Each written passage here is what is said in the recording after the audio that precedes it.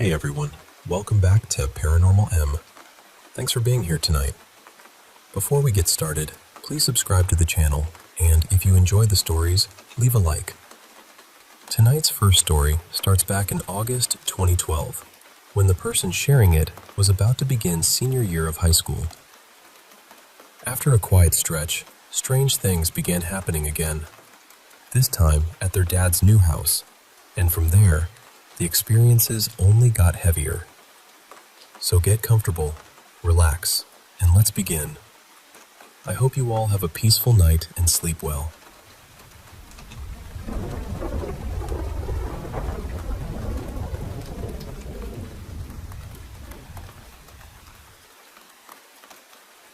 Hey, I want to share with you some experiences that have been part of my life. Moments that blurred the line between our world and something far more mysterious. It all started back in August 2012, just before I was about to begin my senior year of high school, and things had been quiet for a while after some earlier strange events at my mom's place. But this new chapter? It was something else entirely. My dad had recently moved into a 2-story house, a fresh start for him and my stepmom. Not long after settling in, they discovered something eerie. The previous owner had passed away there, and, strangely, her beloved cat had died just days later, seemingly from heartbreak. That revelation seemed to stir something in the house. One night, Dad was taking a nap when he suddenly felt something jump onto the bed. At first, he thought it was my stepmom and leaned over to give her a kiss. But when he turned, there was no one there. Instead, he noticed an imprint on the bed, something curled up, as if an invisible presence had nestled beside him. It sent a chill down his spine. The next day, Dad saw a shadow figure dart past him on the stairwell leading down to his bedroom. When he told my stepmom and me, she dismissed it as paranoia, blaming it on his marijuana use. But I could tell Dad was shaken. Then came a night when they went out for dinner, leaving me alone in my room, sitting at my computer. Now, my bedroom door is a stubborn one. It clicks loudly when fully closed and takes some effort to open. Suddenly, I heard footsteps in the hallway. Thinking it was them, I went to check the door. Just as I reached for the handle, it clicked shut, and the doorknob started turning on its own, then suddenly flew open as if kicked.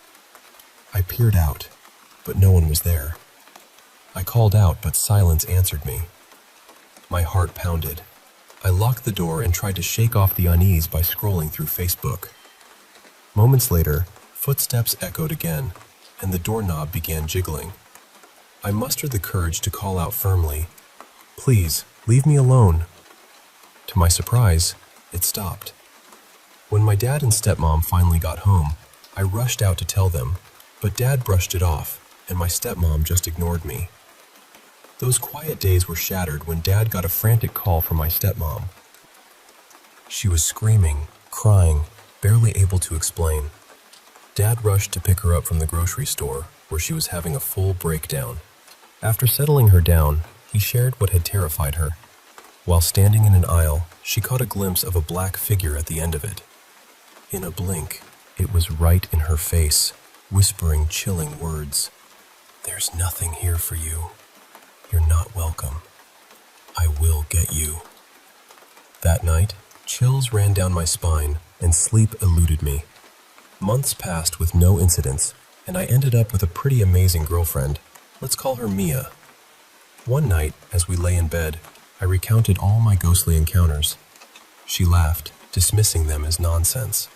Just then, my door clicked open with a bang. The room temperature dropped, and footsteps retreated down the hall.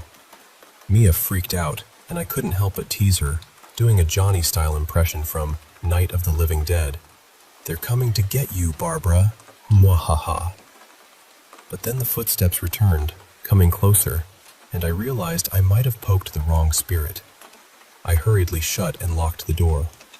After that, things calmed down, though sometimes I'd feel a presence curling up next to me, or hear a cat meowing outside my door, even though I'm allergic.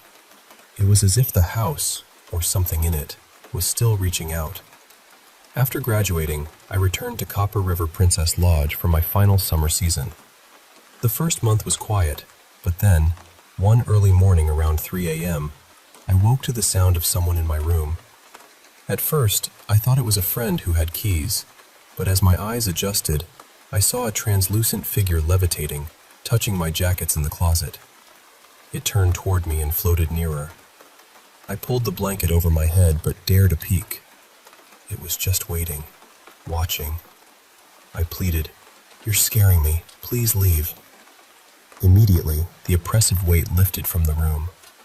Right after, my friend Sanchez texted me to meet her in the TV room. She'd had her own encounter, a black figure flicking her beer can pyramid. At first, she thought it was me playing a prank, but then she realized she could see through it. It charged at her until she covered herself with a blanket and told it firmly, "Fuck off." We stayed awake together, feeling something poke at our backs and ribs, accompanied by a muffled laugh. The next night, Double D, a girl I was seeing who worked as a night auditor at the hotel, called me, terrified and crying. When I arrived, she was hiding behind the front desk, shaken. She told me she had seen the black figure near the bar's portraits, acknowledged its presence, and asked it not to bother her. But suddenly, it was right in her face, moving closer without her seeing it approach, snarling and laughing with a distorted, inhuman face, missing teeth, pocked with holes. She'd barely escaped as it slammed into the glass door, leaving its eerie imprint. Double D stayed with me afterward, saying the bed shook while she slept, or she heard footsteps when I wasn't home. Others at the hotel had similar experiences. A housekeeper once woke to find a figure sitting on her bed, touching her leg. A week later, my close friend, who we'll call Luke, visited with his fiancée and her friend before heading off to basic training. Not telling them about the paranormal happenings, I booked them into room 138, a room infamous for strange complaints, footsteps, voices, lights, and TVs flickering on and off. I figured Luke could handle it. After all, he once fought off an attacker at 15 without help. As we walked to their room, his fiancée stopped, asking, "Who's that little blonde girl peeking from behind the soda machines?" We looked, but nothing was there. That night, they reported voices in the bathroom, something grabbing Luke's fiancée's friend's foot while she slept, and the TV turning on and off. I finally confessed about the ghost, the blonde girl in the white dress, curious but harmless, seen since the lodge opened. The land itself used to belong to Alaskan Native tribes before partnering with Princess Touring. Later, my cousin mentioned the Bayless House, a cabin in Glen Allen tied to our family since the 70s. It had a dark past, stories of abuse, murder, and dark rituals. I heard several chilling accounts from family members who had been there. My grandmother once babysat in the Bayless house. After putting the baby to sleep, she heard scraping noises upstairs. When she tried to open the door, something was holding it shut. With help, they broke it down to find the baby thrown across the room, but unharmed, wrapped in the closet. The floor bore deep scratch marks. My grandmother never returned, and tragically, the baby died soon after from lung disease en route to the hospital. Years later, my cousin and aunt, along with friends, visited the house to play with an Ouija board. One friend, deeply religious, begged them to leave. Suddenly, she started bleeding, convulsing, speaking in tongues, and bit my cousin's forearm with canine teeth, marks that no human teeth could have made. Despite warnings, my friends and I explored abandoned trailers near the Copper Rail Depot Saloon. In one, Pretty Boy fell into a hidden cellar, a maze-like space with a rusty bed frame, handcuffs, and old underwear scattered about. The atmosphere was suffocating, and we fled in terror. In another trailer, after an ill-advised explosion near rotten food, we discovered decomposed remains of a cat. It was clear the area was steeped in darkness. The third trailer was like a time capsule from the 90s. We split up exploring, finding ammo, expired pills, a camcorder, and vintage hockey cards, items we foolishly took. That night, We all had nightmares of violence and torture, haunted by visions of an old man. We returned the items under cover of darkness, but as we prepared to leave, a noise behind us and approaching footsteps forced us to flee in panic. Determined to confront the Bayless house, Gare Bear, Pretty Boy, Fake ID McGee, Red, and I arrived around 1:30 a.m. We laid down a salt circle for protection. Exploring, I found a secret crawl space leading to a child's closet, revealing deep scratch marks. Suddenly, we heard a baby's cry, haunting and human-like. Pretty Boy disappeared. After frantic searching, we found him in the garage, distressed, clutching a vintage Scooby-Doo lunchbox, mumbling about not being able to leave, haunted by screams and visions of past wrongs. Inside the house, he spoke to unseen entities, his voice shifting between his own, a woman's, and a deep, otherworldly tone. He pleaded for mercy, revealing a dark secret. Years ago, he'd harmed a girl while intoxicated. After calming him, we vowed silence, but word got out. Gare Bear's sister and her boyfriend, DJ Fuckhead, joined an attempt to revisit the house, only to be chased off by sinister forces manifesting as demonic laughter and terrifying visions. The next day, Pretty Boy and another friend went missing briefly, only to be found under strange circumstances. Pretty Boy wielded a booklet with photos of family members connected to the Bayless house. When confronted, he collapsed. We returned the items with another friend, who fled in terror when confronted by shadowy figures. Since then, we've respected the Bayless house, understanding that some places are better left alone. These experiences have taught me that the past lingers, shadows of pain and sorrow imprinting themselves on the world, whispering warnings to those willing to listen.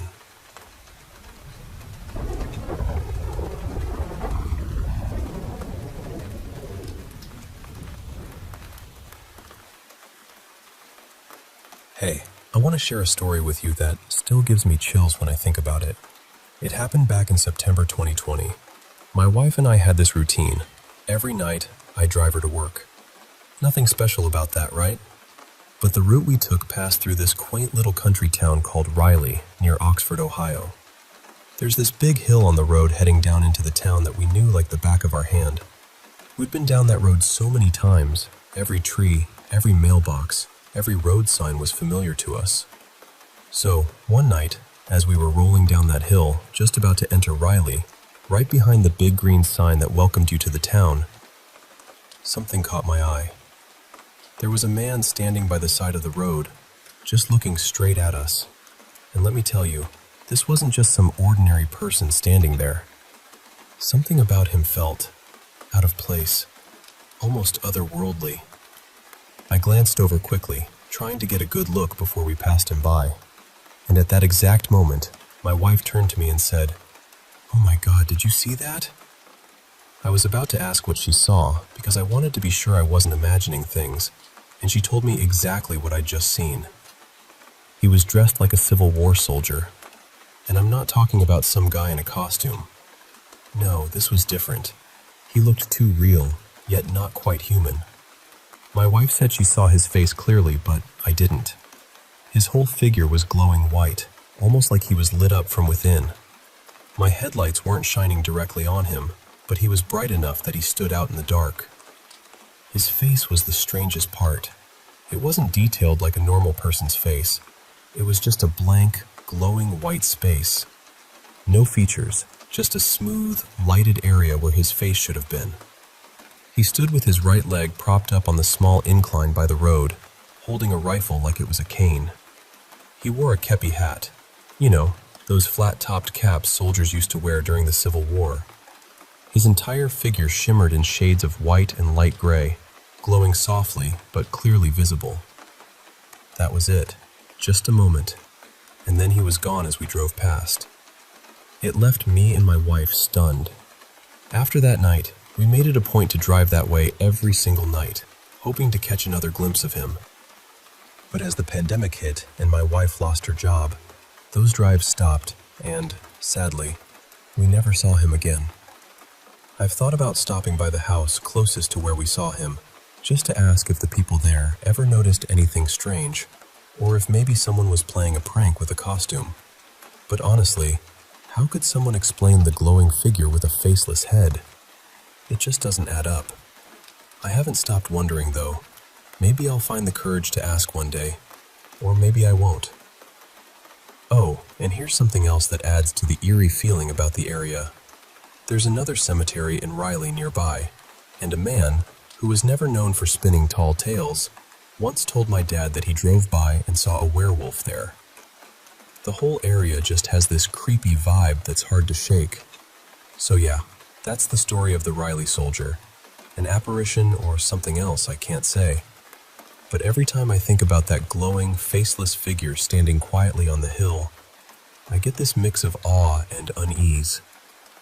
It's like the past is reaching out, just for a moment, to remind us it's still there.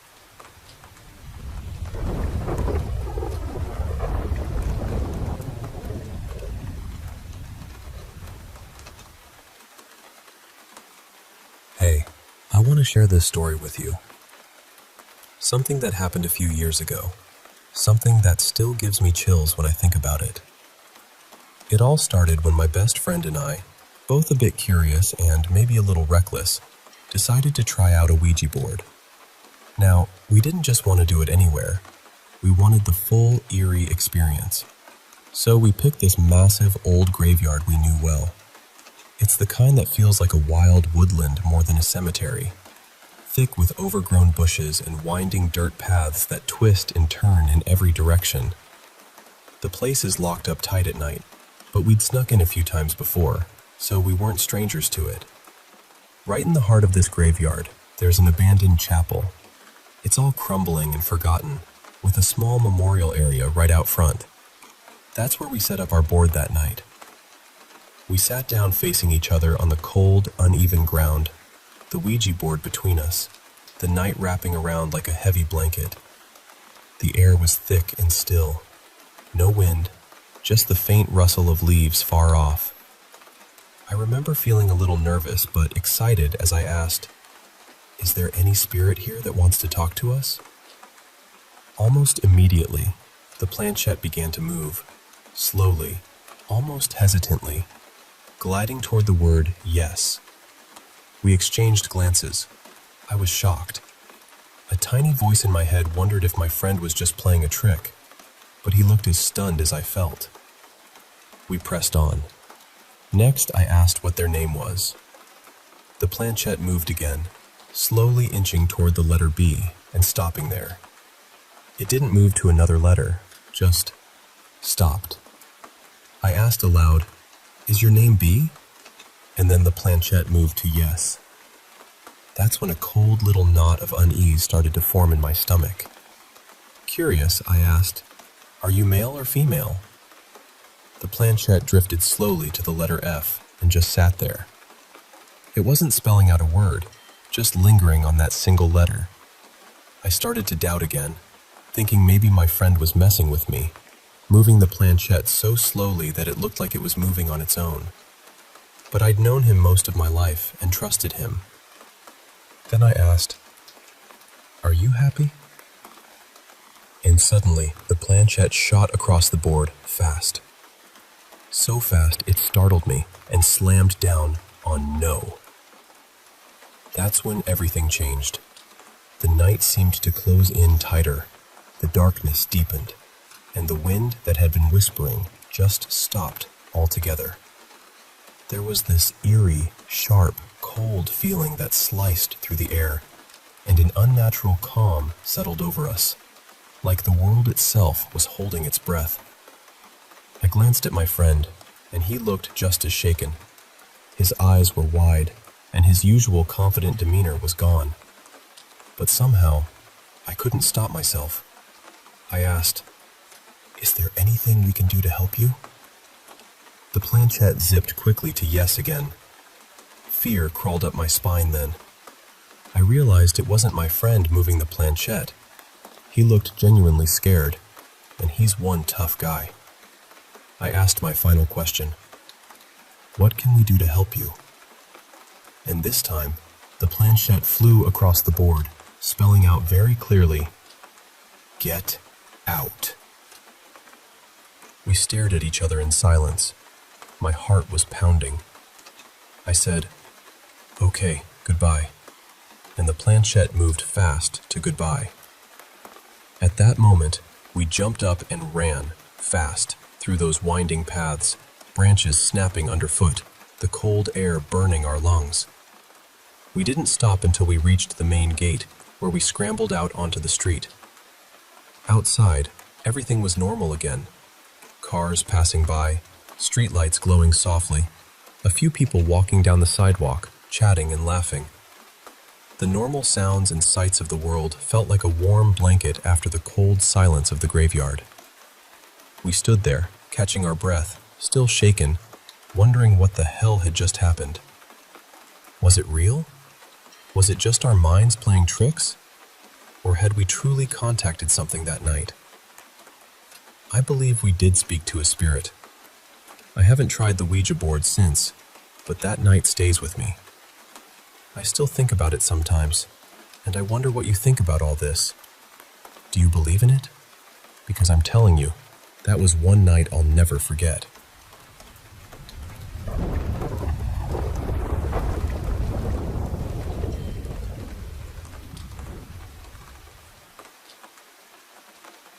Hey, I want to share a story from when I was younger, back in middle school, living in one of those cozy neighborhoods filled with charming brick bungalows. It was a summer day, warm but with a gentle breeze rustling the leaves outside. I was upstairs, curled up with a book, completely absorbed in the quiet world of pages and words. Suddenly, I heard a faint blast, like a muffled pop from somewhere nearby. Honestly, I didn't think much of it at first. It was so indistinct, almost like a far-off firecracker or a car backfiring. I was home alone that day, which made everything feel a little more eerie now that I think about it. Then the phone rang. Yes, this was before everyone had cell phones. Remember those long cords tethered to the wall? I went downstairs to answer, the house still and quiet except for the shrill ring slicing through the silence. It was a family friend on the line, sounding a bit shaken. They told me they'd heard on their police scanner that a gun had been fired at the house right next door to mine. As we talked, I could hear distant sirens wailing through the neighborhood, growing louder by the second. After hanging up, I stepped out onto the front porch to see what was happening.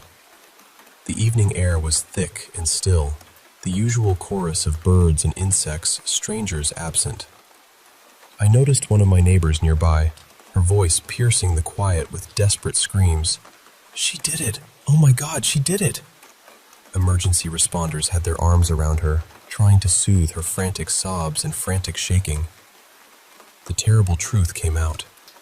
Her daughter-in-law had taken a shotgun and ended her own life, right at the top of the stairs leading to the second floor. The tension in the air was suffocating. I later learned that the daughter-in-law's husband, who ran a bar and was known for meeting women frequently, had cheated on her again. The family stayed in the house for a while longer, but eventually the husband decided to move his mother, the woman who had been screaming, down to a warmer climate to escape the memories. Time passed, and a new family moved into that house. They had 2 daughters, one of whom was about my age. We became pretty close friends, and they slept upstairs in that same top-floor area. It was a single long room with a private bathroom and these massive closets that felt like little rooms themselves. Fast forward to high school. One night, a big group of us were carpooling to a school dance. As we pulled away from our houses, my friend suddenly realized she'd forgotten her ID. She was crammed into the back seat, and I was sitting more towards the front. She handed me her house key, telling me the ID was on her bedside table. I didn't hesitate. I got out and walked into her house, which was completely dark. I flipped on the switch, which lit up the front interior with a soft glow. Her parents were out for the evening, and her sister was away on a business trip, so the house was empty. I headed up the stairs towards their bedroom. The air was colder than I expected. I thought maybe they turned the heat down when they weren't home. I hurried across the long bedroom to the bedside table and grabbed the ID. But then I had this sinking feeling, like something was very wrong. I turned, and there she was. Fern. Well, her name was Fern, but I always think of her as something else now. She was standing there, not far from me. To say I was terrified would be an understatement. My heart pounded so loud I thought she might hear it. But she wasn't menacing. She smiled gently and gave me a small wave, kind of like an old friend greeting me. I blurted out, "Hi, Fern. It's nice to see you again." Then I bolted out of the house faster than I ever thought possible. When I got back to the car, my friend was already screaming, "Don't tell me what you saw, don't tell me." She knew something was going on, something she'd experienced before. I was trembling the whole ride there, and our other friends tried to calm us down. Later, I felt a strange mix of fear and pity. Fern, I think, was just so lonely. She meant no harm, just lingering in a way that was more sad than scary. That night, and many nights after, I thought about Fern, about how her presence was a reminder that sometimes people's pain doesn't just disappear with their passing. Sometimes it lingers in the quiet corners of old houses, in the shadows of staircases, and in the memories of those left behind. And maybe, just maybe, it reaches out not with anger, but with a silent longing for understanding.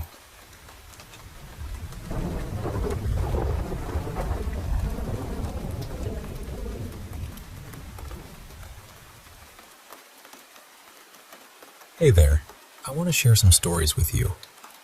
Some pretty spooky ones, actually. They all involve encounters with ghosts, or something even more unsettling. So, grab a blanket, maybe turn on a little nightlight, and let's dive into these chilling experiences. First up, there's this tale from a cousin of mine. Let's call her Cassie, who lived with her boyfriend out in a quiet, rural part of Melbourne, Australia, back in 2020. The place was a large old house, once a childcare center, now a private home.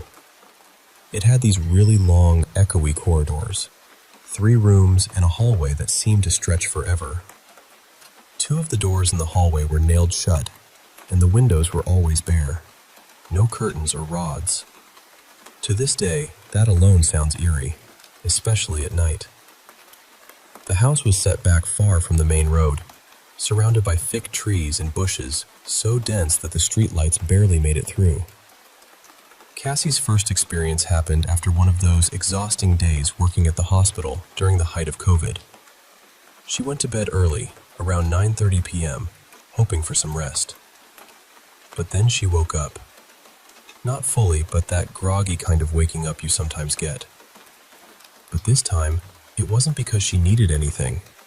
She just felt this heavy, oppressive presence sitting right at the end of her bed.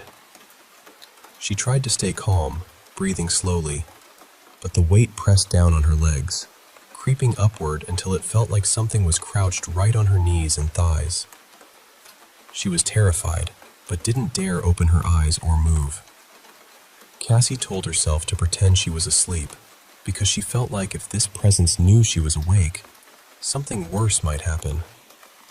She was bundled under 3 blankets, wrapped tight around her like a cocoon, trying to feel safe. But then, slowly, she felt the blankets being pulled down, one by one. The weight shifted up to her hips, just above her belly button. Her breath caught in her throat as the blanket slipped away, and the mattress beneath her shifted slightly, as if whatever it was had knelt or stood there. Tears started to well up, but she bit her lip hard to keep quiet. The first blanket was gone, then the second started to be pulled off. Cassie felt pure, heart-pounding terror, honestly fearing for her life in that moment. And then, she thinks she might have fainted, or at least passed out, because she remembers that dizzy, light-headed sensation before everything went blank. Her second encounter happened another night when she was lying awake, unable to sleep, stressed over an upcoming university assignment. She'd tried to watch some Netflix, Collateral, but gave up, sinking back into the dark, half covered by her blankets. Suddenly, something grabbed her arm, yanking it from the covers and holding it up in the air. Frozen, she stayed still, pretending to sleep. Her arm was held stiff, perpendicular to her body, and she could feel something heavy kneeling on the mattress beside her. She whispered a quick Hail Mary prayer and tried to move her arm casually, as if shifting in her sleep. But the mattress shifted too, like the presence was climbing onto the bed. Then, abruptly, her arm was dropped, tingling heavily, like when your elbow hits the funny bone too hard. The last of Cassie's encounters happened in the early morning, sunlight filtering through the blinds. As she pushed the blankets off and tried to get out of bed, something grabbed her waist and pulled her back down, wrapping an arm tightly around her. She froze, completely unable to move. Then, pressed close to her ear, a whisper said only one word: "No." She shivered violently, gathering every ounce of strength to break free, and bolted from the room, only to bump into her cousin's boyfriend on the hallway, wide-eyed and shaken. Now, switching gears, let me tell you about a story from my childhood, about a babysitter named Helga. When I was around 3 or 4, my parents' old friends Helga and her sister Jean babysat me after preschool. Helga was a huge St. Louis Cardinals fan. The house was painted cardinal red, with the logo above her TV. She always knitted me a blanket, a rainbow one, and was so kind, letting me nap in her room and treating us to pancakes sometimes. One morning, when my mom dropped me off, I walked inside and saw Helga sitting in her rocking chair near the door. She looked asleep, but she wasn't. I tried waking her up, calling, "Hi Helga, wake up, it's morning." But then my mom and Jeannie realized before I did. Helga had passed away right there in the chair, from a heart attack. It was such a confusing and sad moment for a little kid. I remember my mom taking me outside, police arriving, and me asking them to come back inside so I could say goodbye. Years later, on a trip to visit her grave with my family, I saw a bright red cardinal perched in a fake cherry tree in our driveway. I like to think Helga's spirit is still watching over me. Now, for a more intense haunting, there's a story from a friend who lived with his girlfriend in a small, cheaply built house near their college campus in 2017. The house had a flat roof, a detail that would take on a new meaning later. And at first, nothing unusual happened.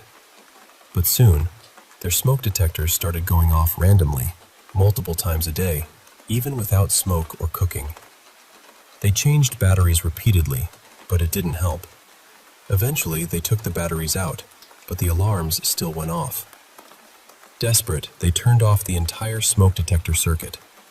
Then, strange things began to escalate.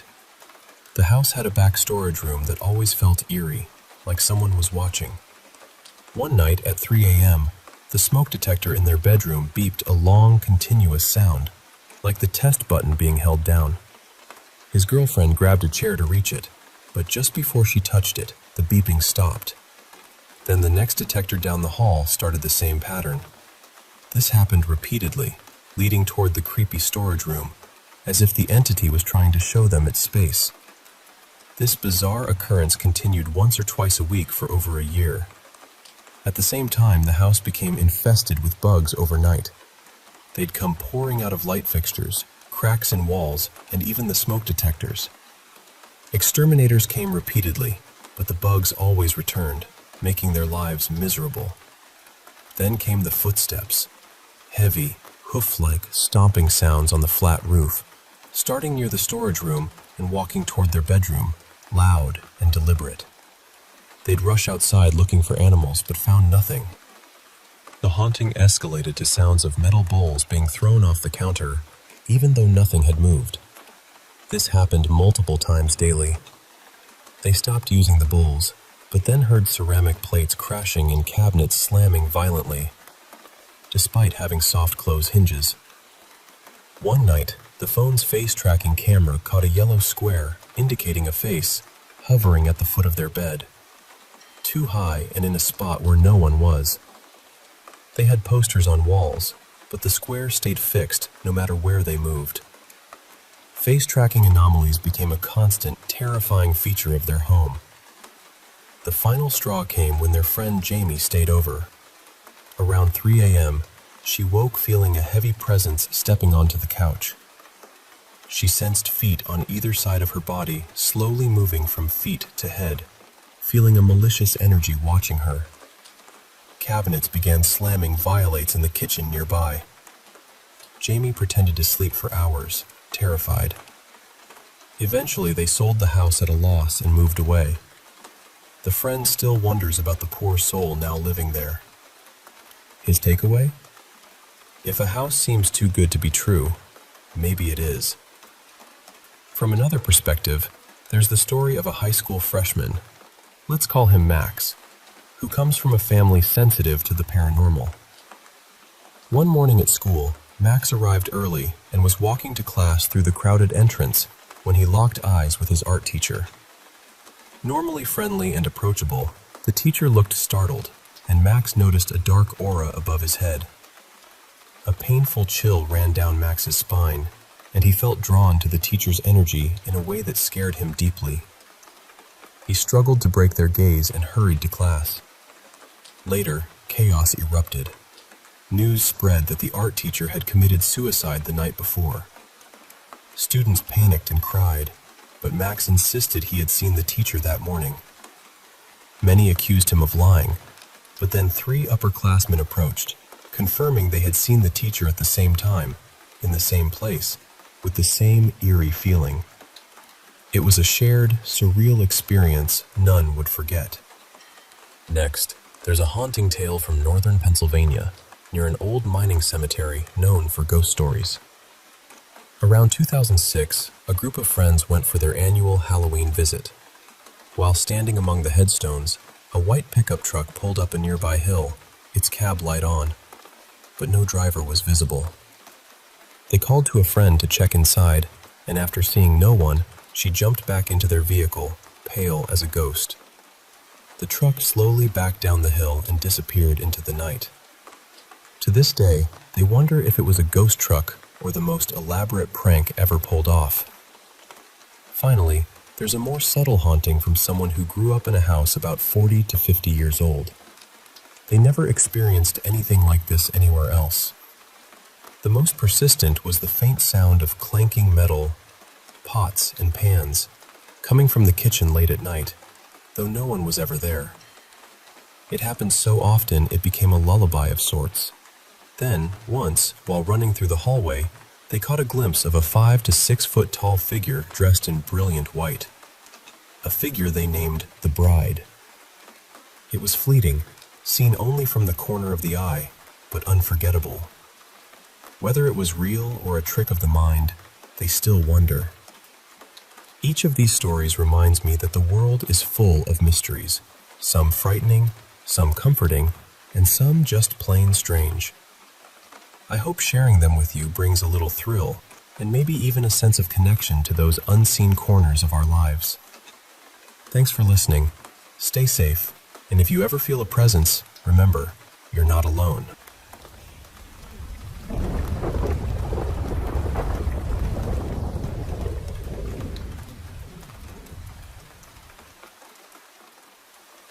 Hey, I want to share something that happened to me during my very first night shift at a gas station. Now, working nights at a gas station is definitely not what any young guy dreams about, but sometimes you just gotta pay the bills, right? I was determined not to let money slip away from me again. I had big plans. If I could just make one small investment and move to Minneapolis, I'd be set with a 6-figure salary. But the funds were nowhere to be found. So here I was, stocking shelves at this small-town gas station. Money is money, and there's always a future to look forward to. Or so I told myself. I had done a few day shifts before and knew the place pretty well. But this was different. My very first night shift alone. No supervisor in sight. Jada, my supervisor, was heading out for the night and kept repeating the same instructions like she was on a loop. Maybe the high staff turnover made her forget I wasn't that new anymore. "No phones," she said firmly. "If it's slow, make yourself useful." I nodded and smiled, trying to hide my nerves. I decided to tackle the worst chores early: cleaning the bathroom, restocking the freezers, taking out the trash, checking the receipt rolls, watering the plants. Took me about an hour, and it wasn't even midnight yet. I was practically done with my tasks. I thought about mopping the floor, but figured I could save that for later. I was feeling pretty good about being useful.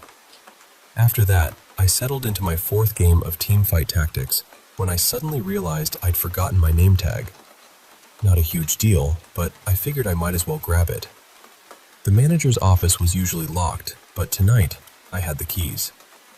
I opened the door and started rifling through the drawers. It didn't take long to find the box with name tags. At first, I thought they were all blank, but as I sifted through, I saw names. Lots of names. All previous employees. 100, maybe more. It was insane. I mean, yeah, high turnover is normal, but this was next level. I started wondering why so many people quit or disappeared. During day shifts, there was always someone new being trained or interviewed. I'd only been there a week, but felt like a veteran already. The only regular faces were the managers, Jada, Kennedy, and Alicia. They seemed decent enough. So why were so many people just vanishing? Just as I was pondering this, I noticed a customer outside, literally right by the door. I waved, but he didn't respond. He just stood there, too close for the automatic doors to stay shut, but they didn't open. This guy, late 30s, scruffy beard, rough red shirt, a bit chunky with sunken, bloodshot eyes and a natural frown, stared in at me. I waved again, no reaction. "Can I help you?" I called out. Silence. No blinking, no movement. I pulled out a chair and sat down, trying to calm myself. The man stayed put, just staring. I couldn't see a car on the cameras, no sign of him arriving or leaving. Was he on drugs? Just weird? I gave him a few minutes, but he didn't budge. Finally, I stood up. "Sir, I'm gonna have to ask you to leave," I said. He ignored me. He was shorter than me, but easily 50 pounds heavier. Could be trouble if things got physical. "I don't want to call the police," I said, pulling out my phone and holding it up to show him.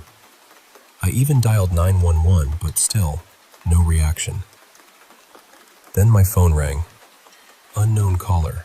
Just past midnight. I answered, still keeping an eye on the creepy guy outside. "Yeah?" I said. "Please don't hang up," a voice whispered. "You're in danger, and I can help." My heart started pounding. I paced back and forth while the man's unblinking, bloodshot eyes followed me relentlessly. "Who is this?" I asked.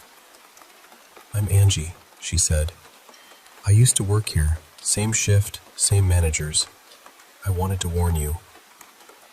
I remembered seeing an Angie name tag in the box earlier, maybe even a few. She sounded young and nervous. "In a few hours, something terrible is going to happen," she said. "If you're not out by then, you might as well be dead." "What are you talking about?" I asked, eyes darting outside. "Look outside!" I'd been watching the man at the door, but across the street, I spotted more people, about a dozen, emerging from the woods. They lumbered forward slowly, their movements stiff. "I need you to leave," Angie urged. "Just walk out. Nothing will happen if you just walk away. Nothing will come for you." Who are these people? What's going to happen? I don't know what... "Look," she interrupted. "It's simple. Just walk out the door." Something inside me screamed not to step outside. They felt wrong, dangerous, malicious even, though I couldn't explain why. Still, I moved toward the door. Leaving seemed like the only option. but it wouldn't open. It won't open, I said, panic creeping in. They want to keep you in there, Angie said. They don't want you to leave. They want you to stay and die. Die? What do you mean? I stopped pacing, fear tightening my chest. Tell me exactly what's about to happen, I demanded. There's something in there with you, Angie sighed. It could be minutes or hours, but that thing is coming for you. What thing? The man with bloodshot eyes now had two others with him, a young man with a grotesque overbite and a young girl who looked barely older than a child. They all stared with empty, broken eyes, just inches from the door. It doesn't have a name, Angie said, but it'll leave you empty, like the people outside. But if I leave, I'll be okay? Yes, that's what I'm telling you. Hold on, I'll check the back, I said, desperation pushing me. I hurried to the employee entrance at the back. The handle was cold, and the door swung open easily. Outside, another 4 people stood waiting. 2 young men, an older woman, and a teenage girl. They all stared like they wanted something. I stopped short. Why do they come here? I asked Angie. They serve their master, she said. They want the spoils. What spoils? I thought about it. She meant me. Right, I said, nodding slowly. Are you at the back door? Yeah, I'm here. Just walk out, she whispered. It's not too late. I hesitated. Why lock the front door but not the back? If they wanted me trapped, wouldn't both doors be locked? The door's open, I said. Great, you can still make it. Why wouldn't they lock the back door, Angie? She paused. I don't know, she finally said. But trust me. They gave me the keys. I can lock and unlock this door 100 times. What's going on? They don't usually do that, she whispered. I shut the door and stepped back. 4 more pairs of eyes watching me. Look, Angie said, voice trembling. I was the last to leave. They messed up.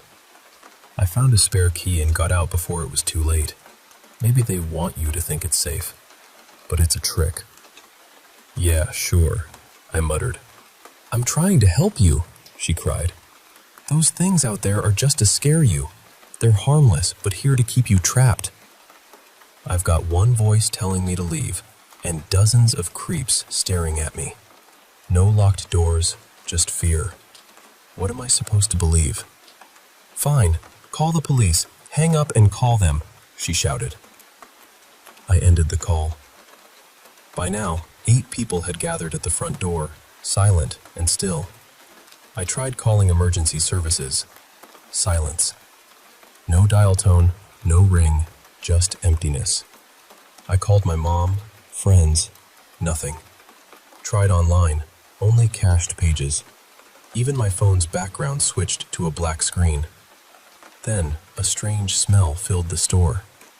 The frozen goods I'd just stocked started to smell rotten.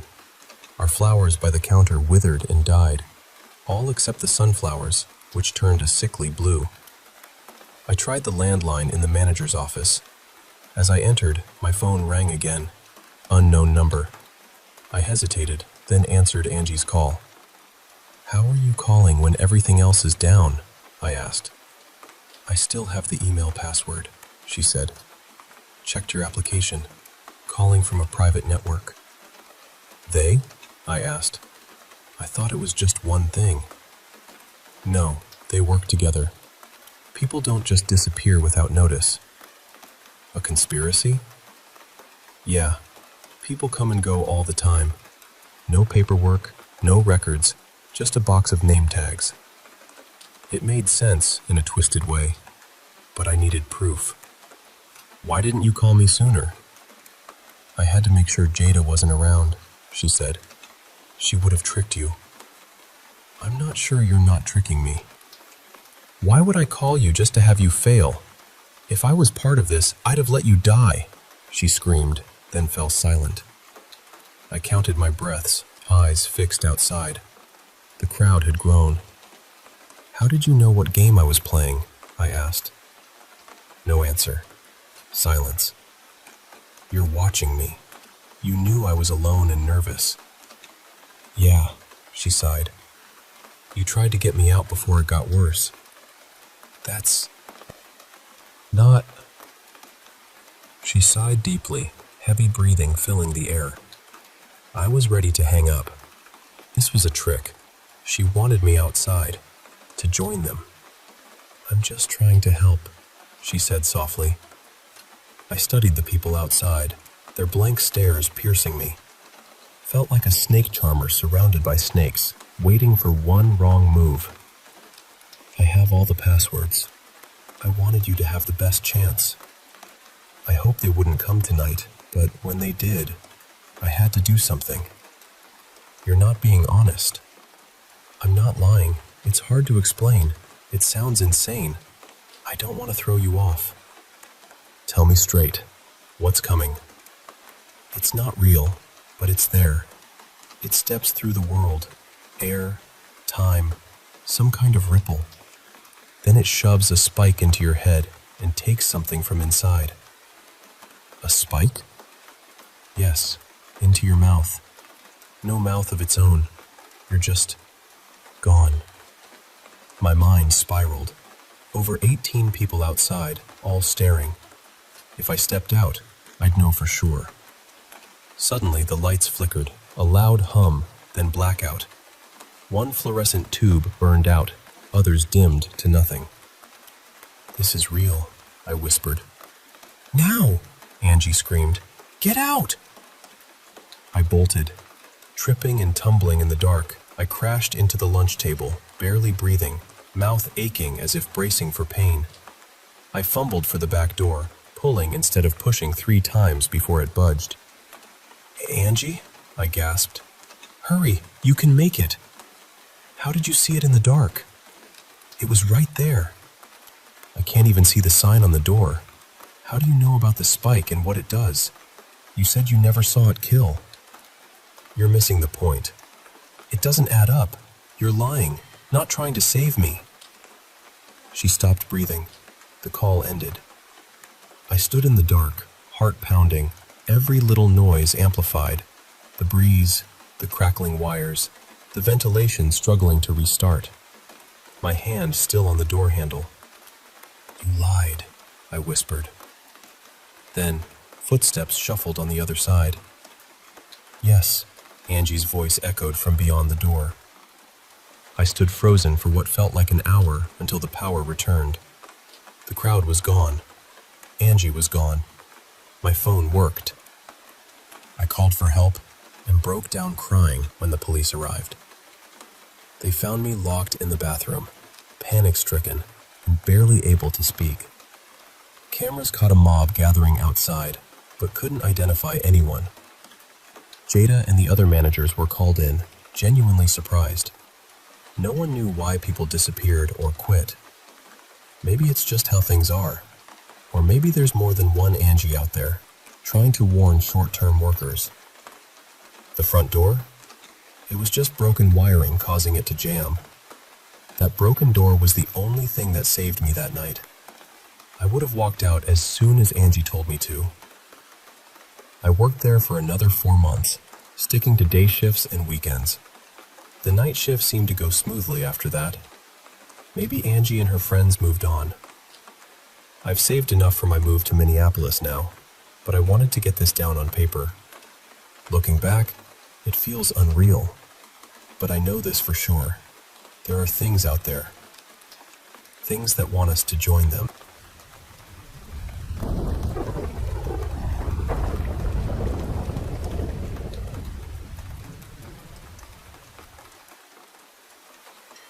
Hey, I want to share a story with you. It's about how a silly prank spiraled into something much darker than we ever imagined. It all started a few years ago when I was a senior in high school. Just your typical restless teenager, really. My parents, overwhelmed with my 3 younger sisters, had pretty much stopped trying to keep me in line. As long as I wasn't hurting anyone, they let me do my thing. So, on this particular night, I snuck out to meet up with my friends down by the path that leads to Willow Lake.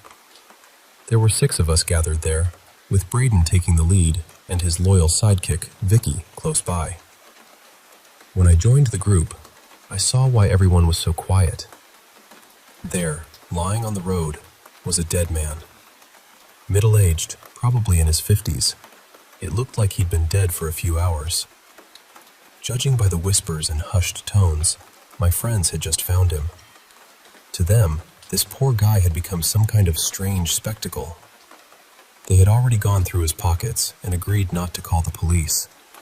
Their plan was to leave him there and let someone else find him on their morning walk. While the rest of the group was talking about how gross and unsettling it all was, Braden was plotting something. They had taken all the loose cash from the man's wallet, but Braden wanted more, something memorable. "Vicky, hand me your pencil," he said, his voice low and conspiratorial. She hesitated but passed it over. Then, with a strange kind of care, Braden pressed the pencil into the man's throat, puncturing it in 2 places. Blood started to seep out, even though the man was already dead. I was shocked. "What are you doing?" Vicky protested, reaching for the pencil. Everyone else stared at the body in stunned silence. The puncture wounds looked like something straight out of a vampire movie. 2 neat holes right where the arteries were. Braden grinned, clearly pleased. "This'll get people talking. It's hilarious." Sure enough, the next day the town was buzzing. An elderly woman had found the body and called the police. The cause of death? Apparently an aneurysm. But the wounds, the so-called vampire bites, were what caught everyone's attention. Braden was proud as punch. There was even a short segment on the national news about the Willow Lake bloodsucker. Yeah, that was us. No actual vampires, just a bunch of dumb kids acting out. The story was quickly debunked, but the damage was done. The headline had already grabbed national attention. But the real nightmare didn't start there. A few days later, I was meeting Vicky and her friends at a nearby convenience store. Vicky had her own car, and we were planning to grab some Chinese food. As we stood outside, a man sprinted past us. He looked terrible. Ragged clothes, an unkempt beard, wild hair tangled in all directions, sunken eyes that seemed almost hollow. He didn't even glance our way. It was like he was running from something terrifying. His shoes barely clung to his feet, flapping with every desperate stride. Across town, more people like him appeared. I heard of at least 6 different instances, panic-stricken individuals stumbling into places like the police station and the school cafeteria. Some were arrested, others sent away. But all of them were searching for the same thing, the Willow Lake bloodsucker. The first time I actually spoke to one of these people, I was waiting in line at an ATM. At first, I thought he was homeless, but there was something off about him. His pupils were minuscule, leaving his eyes almost entirely white. He trembled as he approached me, struggling to stand steady. "Do you know the bloodsucker?" he asked each person in line. When he reached me, I shrugged, trying to brush it off. "It's fake, right?" I scoffed. "He died of an aneurysm." "No," he said, his voice shaking. "It's real. It's here. We have to find it." He looked like he might break down any second, like his whole world depended on this. To me, it was just a frustrating rumor, but for him, the bloodsucker was terrifyingly real. Meanwhile, Braden and the others didn't care. To them, messing with a dead body was just another night's mischief. Vicky was practically living the vampire lifestyle, staying up all night with Braden, skipping school, partying hard. I'd heard she was into some serious pills. But around town, people were on edge. The rumors were growing, and with these strange, desperate people roaming the streets, paranoia was spreading. Neighborhood watches started popping up, and the police were pressured to act.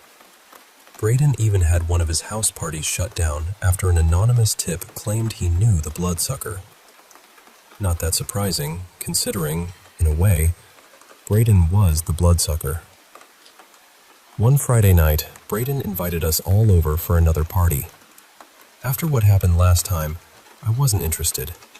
It was nearly midnight, and I was snug in bed, so I ignored the invite. The next day, I went to his place for our usual Saturday lunch.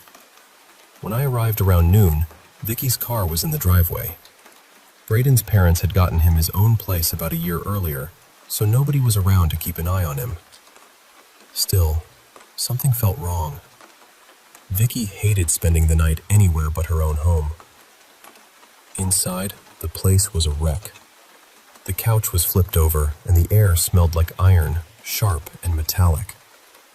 A glass table was shattered, with dry flowers scattered across the floor. Blue sunflowers Vicky had given Braden when he moved in. It looked like a violent struggle had taken place. Blood spattered on the ceiling made no sense. How did it get up there? I stood frozen, calling out for Braden or anyone else, but no one answered. There were no bodies, just an unlocked door and utter chaos. I called the police immediately. They took over the scene and told me that several people had been reported missing. At least 6 had been at the party, and 3 were now gone. Likely, they snuck out during the night, and their parents noticed their empty beds in the morning. I couldn't shake the feeling that this was tied to the bloodsucker. But was it revenge? Or something else? From then on, I was consumed by paranoia. The rumors only intensified. Interviews, articles, missing person posters. It was spreading all over town. Putting up posters with Vicky and Braden's faces was surreal. Their eyes seemed to follow me, silently asking where I had been that night. Everyone started asking me questions. My parents, the police, social workers. They all thought I knew something. And I did. About the prank. But I kept that to myself. It felt irrelevant, like a childish joke that had gotten out of hand. So I stayed quiet. But the silence made me a target. Everyone knew I hung out with Braden and the gang. As days turned to weeks, the pressure grew unbearable. Calls flooded in nonstop. I remember one time, the newspaper called, and I just lost it. "I don't know anything. Maybe the bloodsucker got them. I don't know," I screamed. Big mistake. That only made things worse. I was hauled into the police station for questioning, dragged to the school counselor with my parents, bombarded with calls from reporters and concerned citizens, and some lunatics online. The bloodsucker had become a headline. People don't just vanish without a reason. I stopped going to school. The halls felt suffocating. I imagined whispers following me, shadowy eyes watching from afar. The rumor had swallowed my life whole. I thought about telling the truth. I really did. But after weeks of lying, I couldn't just flip the script overnight. My parents bought me a cheap car so I could drive straight home, but cheap cars break down. One night in late May, it died on me just off the highway. I'd been careless, hanging out with a friend after school, had a few beers, and probably shouldn't have been driving. Anxiety gnawed at me as I pushed the car off the road. It was just after 8 p.m. A storm was brewing.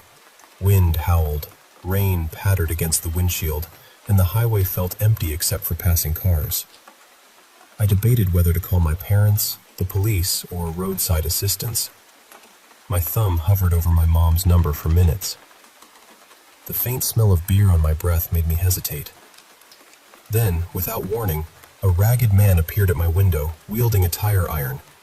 As I hit the call button, glass shattered everywhere. Hands reached inside. I kicked and scrambled to the passenger side, bleeding from cuts I didn't even notice. In the chaos, I must have screamed, though I can't remember. My throat was raw when I came to. Panic took over, and I just ran. But before I fled, our eyes met. His were fully white, no pupils, just cold, empty orbs.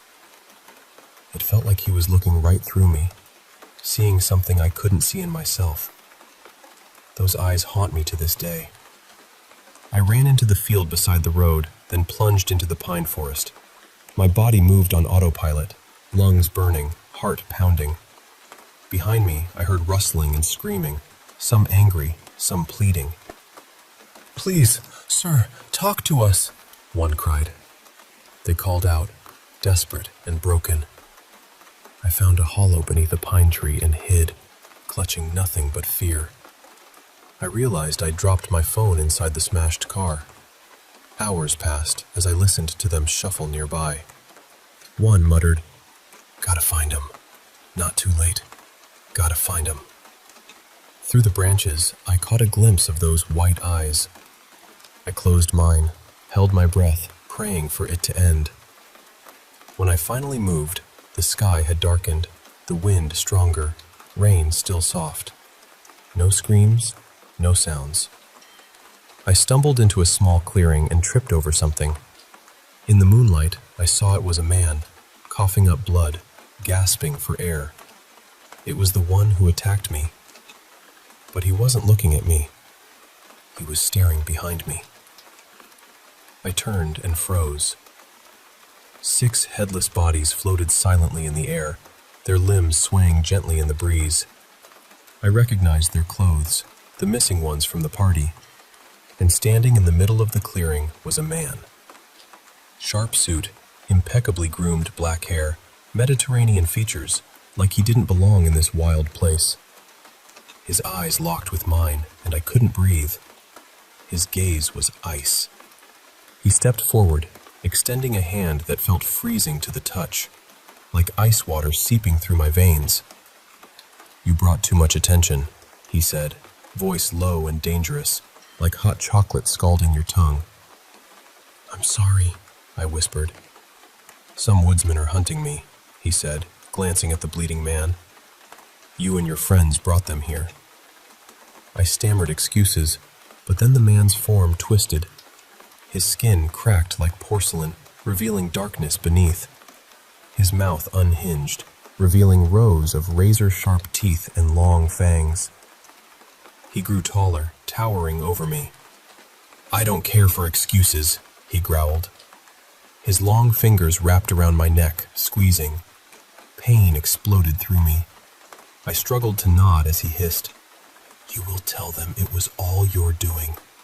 You will tell them there is nothing lurking in the dark. You will lie." He threw me down. I gasped for air, tears blurring my vision. Through the haze, I saw him pick up the bleeding man. A sickening crack echoed, the breaking of a neck.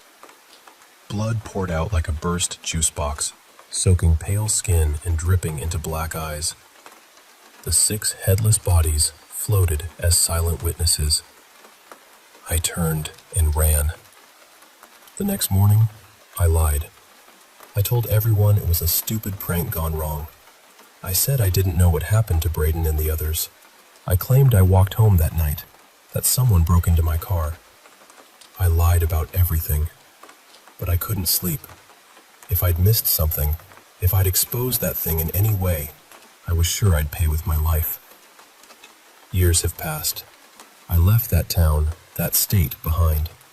But sometimes I get strange emails or friend requests, people asking uncomfortable questions. And I still lie. It weighs on me. But I'm just a person, not made to face monsters. Not again.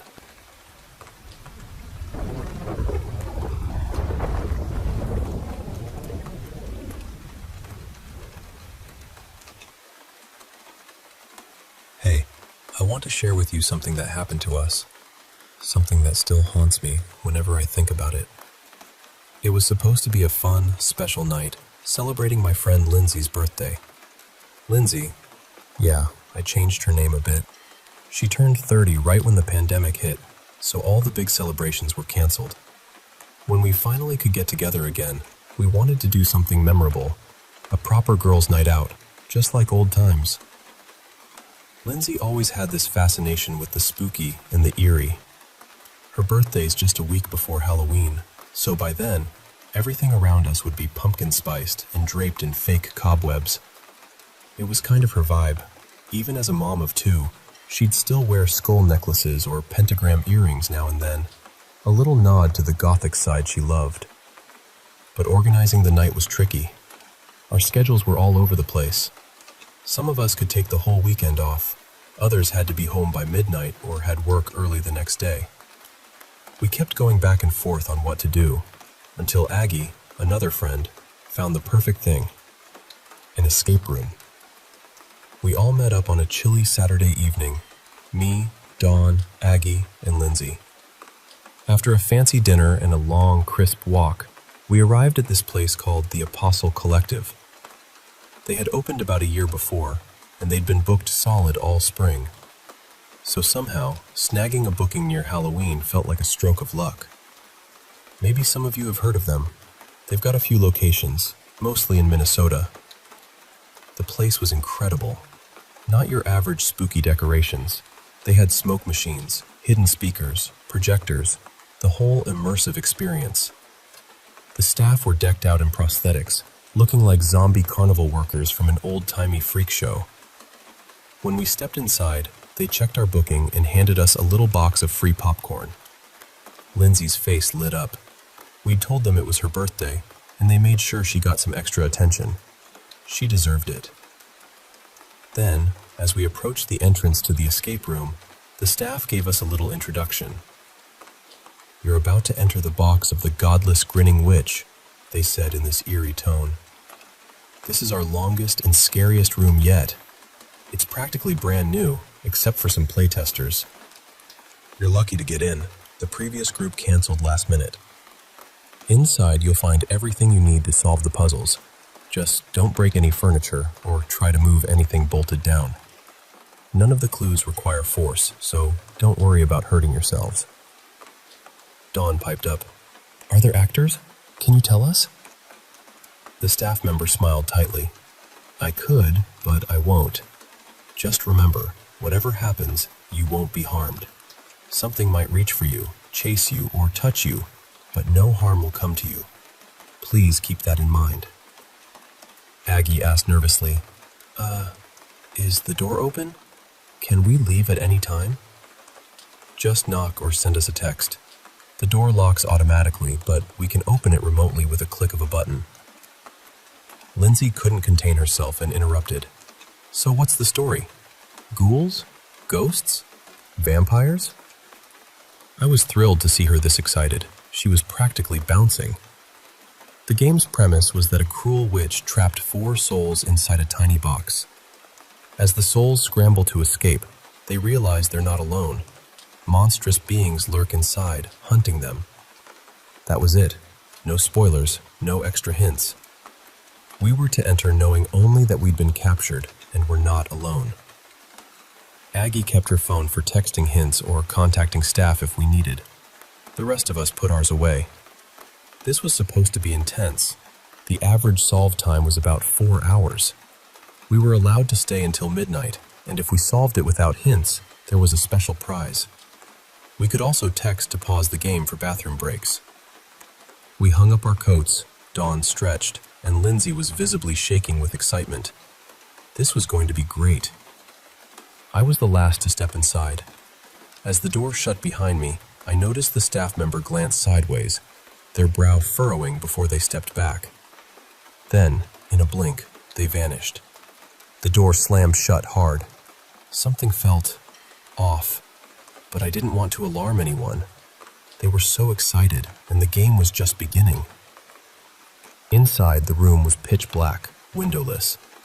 Lindsay was chatty, trying to mask her nerves, but Dawn and Aggie exchanged uneasy looks, clearly wondering what they'd gotten themselves into. Then, a chilling laugh echoed, followed by a sudden light.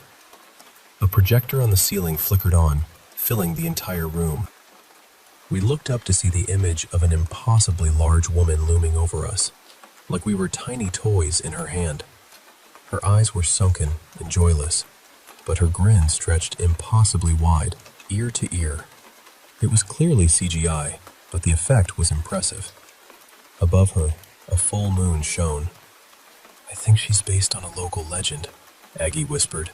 "Some kind of pilgrim myth. I've heard about it."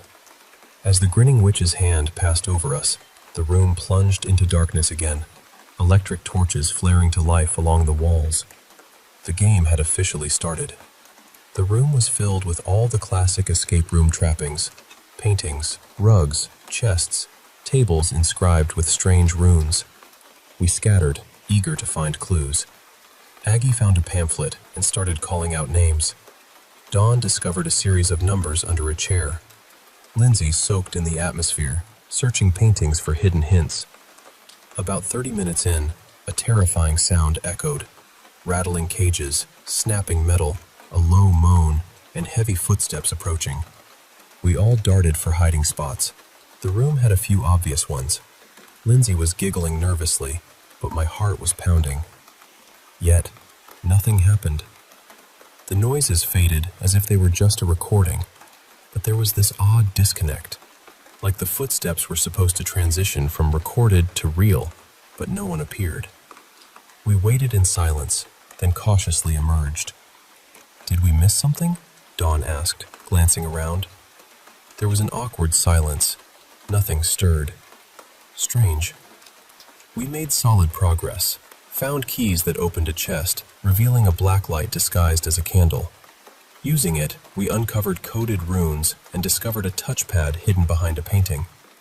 Entering the right code opened a small side room full of clues. Things were clicking. Then the strange noises returned, rattling chains, moans, pounding steps. We hurried back to hiding spots, convinced this time something would happen. But again, nothing. The voice from the ceiling whispered, "I think he likes you." "Like hell he does," Aggie muttered. "He's not coming out." "Relatable," Dawn said, standing. "I'm using the bathroom. Text them." Aggie sent a message to the staff as Dawn tried the door. Locked. "No response," Aggie frowned. Dawn knocked. Silence. "Still nothing," Aggie said, holding up her phone. A sick feeling twisted in my stomach. Something was wrong. Dawn's cheerful smile faded. Lindsay's energy drained. "Is this part of it?" Lindsay asked uneasily. "Are you in on this?" "No," I said quickly. "It's probably just an auto-lock glitch or something. No big deal." But no one answered. Aggie tried calling Hank, her husband, but no pickup. I pressed my ear against the wall, hoping to hear staff chatter nearby, but silence. There were supposed to be actors or staff just outside. This didn't add up. Then, I heard footsteps.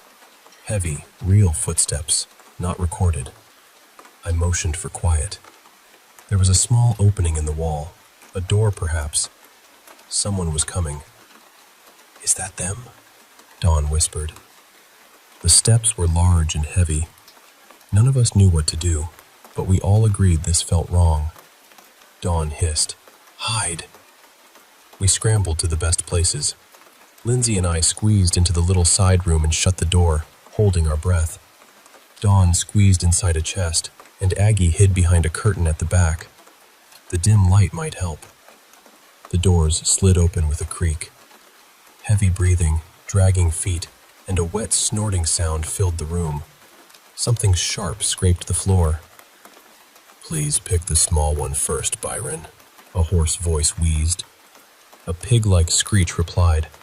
This wasn't pre-recorded. Someone was really there. Something big. Then, tearing fabric, followed by a scream. An awful, drawn-out scream of terror and pleading. Someone was being dragged out. I couldn't tell who. Then, silence. The door shut. We peeked out. The curtain Aggie had hidden behind was torn down. She was gone. Blood smeared the floor. We found Dawn curled up inside the chest, trembling, her eyes wild, barely breathing. When we tried to reach her, she screamed and clawed at us. She saw something, but we couldn't get through. "What did you see?"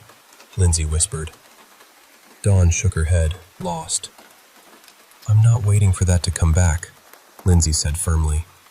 "Help me turn off the lights." "The lights?" I shivered. "It can't find us in the dark," Lindsay said. One by one, we extinguished the torches. Darkness swallowed the room. We crouched near Dawn, trying to calm her. "This is part of it, right?" Dawn whispered. "Is Aggie in on this? Are you messing with me?"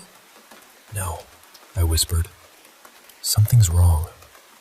"Bullshit," Lindsay snapped. "Who has the phone?" All eyes on Aggie. "There has to be something," Lindsay demanded. "Try to find anything." "What? Where?" I was panicked. "I don't know. Just try." I felt along the door frame and found 2 cables, maybe for lights. Then a thought hit me. "Maybe the door unlocks when we solve it," I said. "Won't work," Lindsay sighed. "Some clues need staff to open them manually, but I don't think anyone's out there anymore." "What about fire escapes? You can't just lock people in." Lindsay sank to the floor. "This is a mistake." Suddenly, the side door slammed open. Heavy footsteps filled the room again. Even in the dark, we knew something huge was here, smelling of earth and dampness. That scraping noise returned. "Byron, get another one," the hoarse voice laughed. Lindsay and I pressed ourselves against the wall, holding hands tight. Dawn was panicking. "No," she coughed. "No, no, no." A loud snort. The scraping lifted off the floor. We heard a heavy thud as Dawn was thrown down. She tried to speak but couldn't. Then, a horrible sound, something heavy falling on her and then being dragged away. Her scream was raw and terrifying. The door slammed again. Lindsay sobbed nearby. I was frozen, muscles stiff. Time stretched, probably only minutes, but felt like hours. Finally, Lindsay stood, flipped a table on its side, broke off the legs, and handed me one. "Don't just let them, okay?" she said. "Okay," I nodded, trembling. My hands were slick with sweat, slipping on the wood. I didn't know if I could fight whatever was hunting us. "Maybe barricade the door," Lindsay suggested. Then, faster footsteps approached.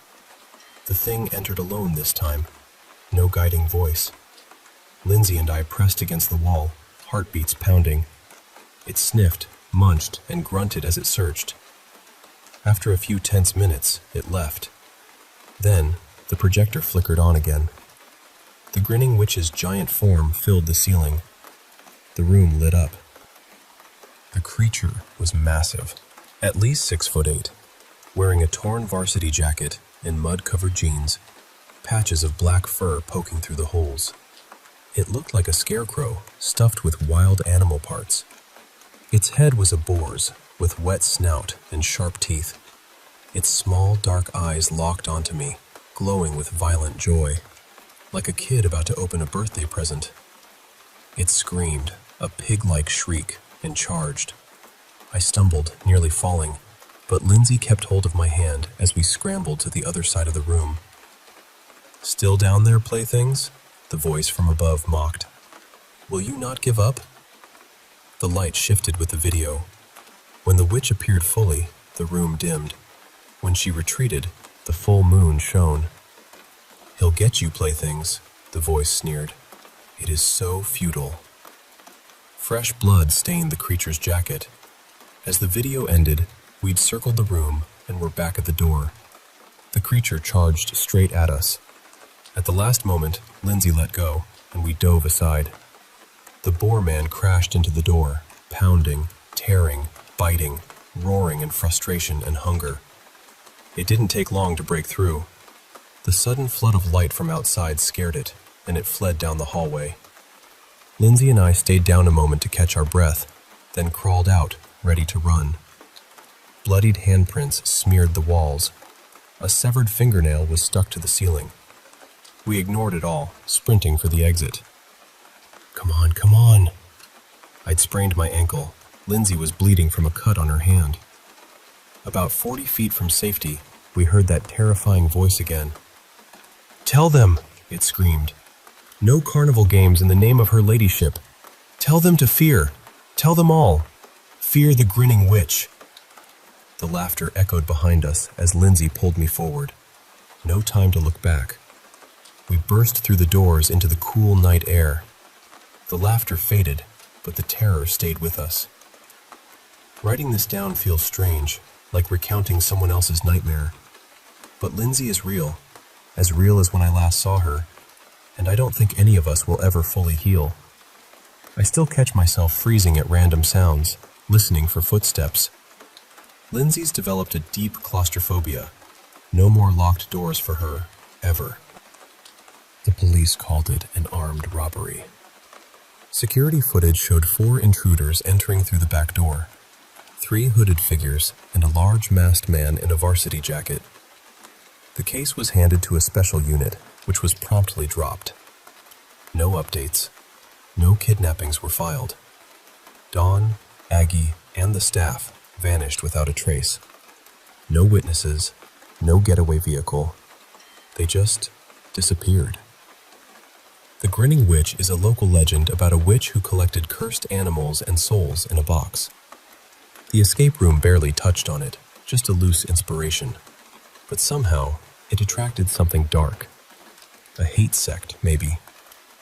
But that man with the boar head, no mask, wet snout, real teeth, that wasn't human. No matter how I try to explain it, I can't shake the image. I don't think this will ever be solved.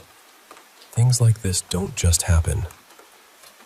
But this time, they did.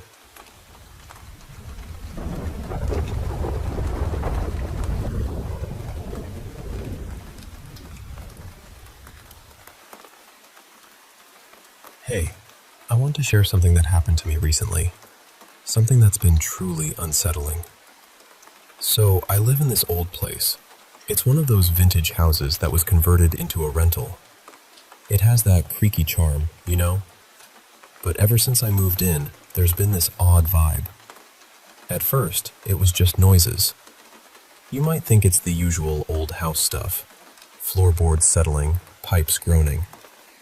I tried to convince myself that's all it was. But here's the thing.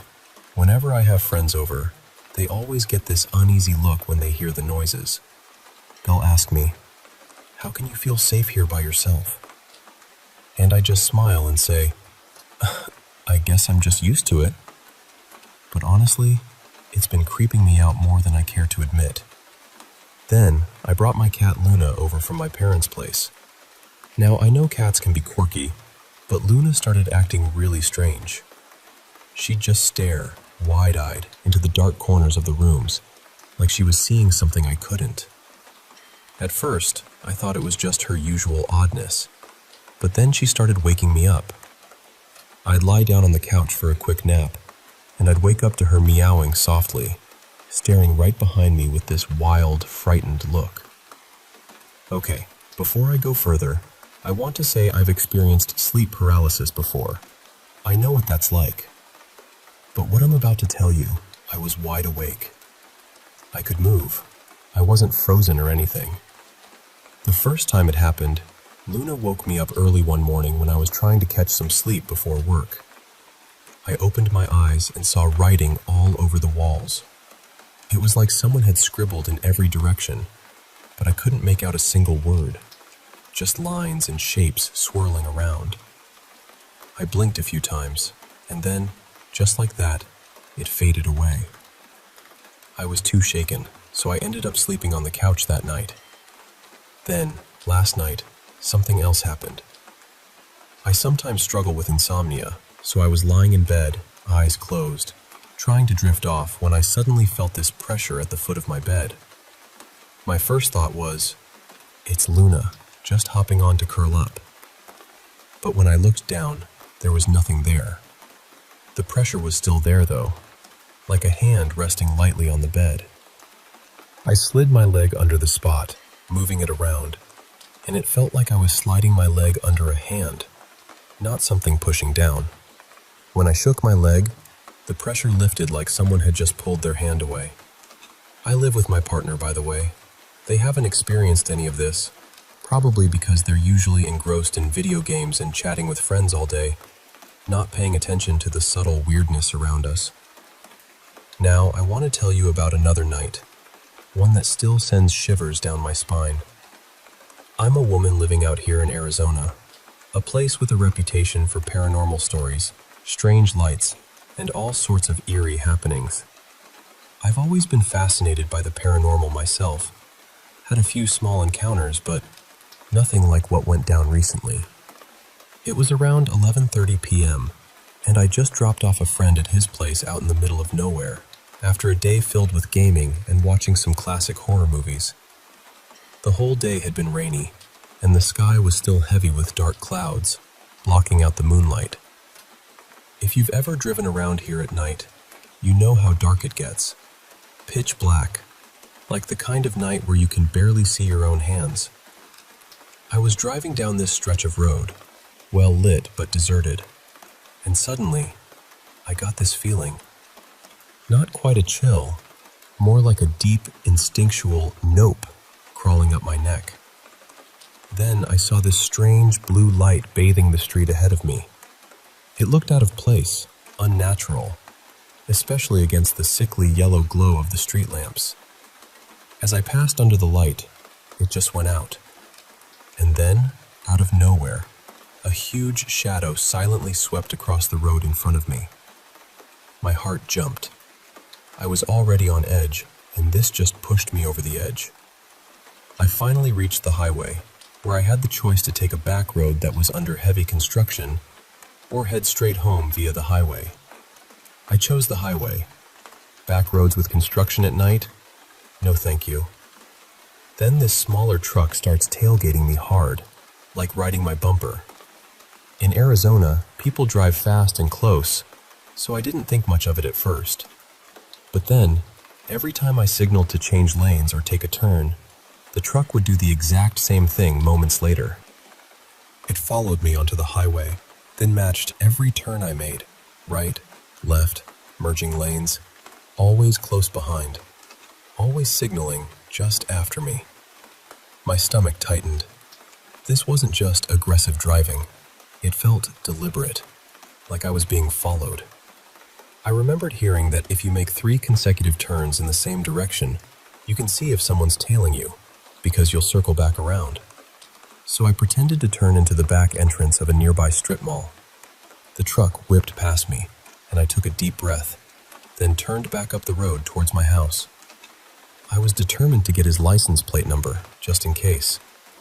I repeated the numbers over and over in my head, whispering them in the quiet of my truck's cab, trying to keep calm.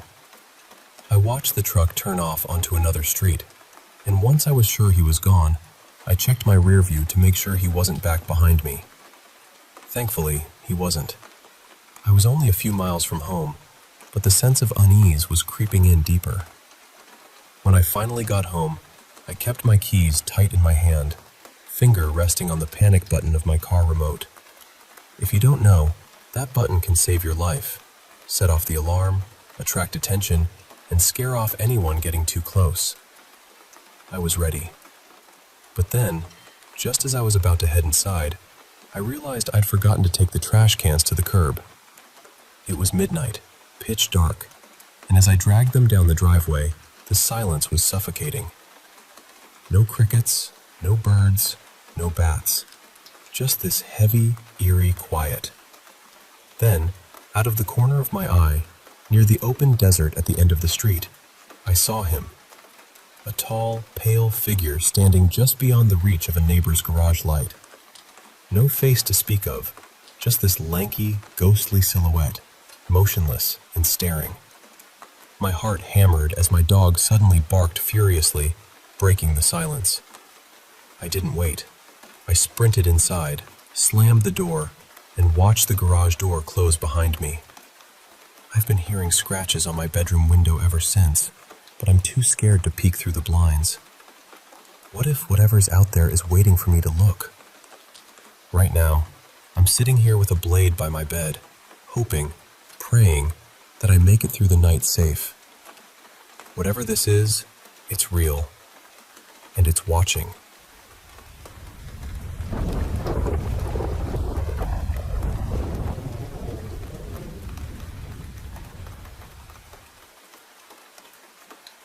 Hey, I want to share with you the absolute creepiest night I've ever had out here in Arizona. Now, if you're familiar with the Southwest, you probably know that the nights can get incredibly dark. Like, no stars, no moon, just this heavy, all-consuming darkness that feels like it's swallowing everything whole. And Arizona, well, it's a hot spot for all sorts of strange tales. Paranormal stuff, UFO sightings, weird vibes, you name it.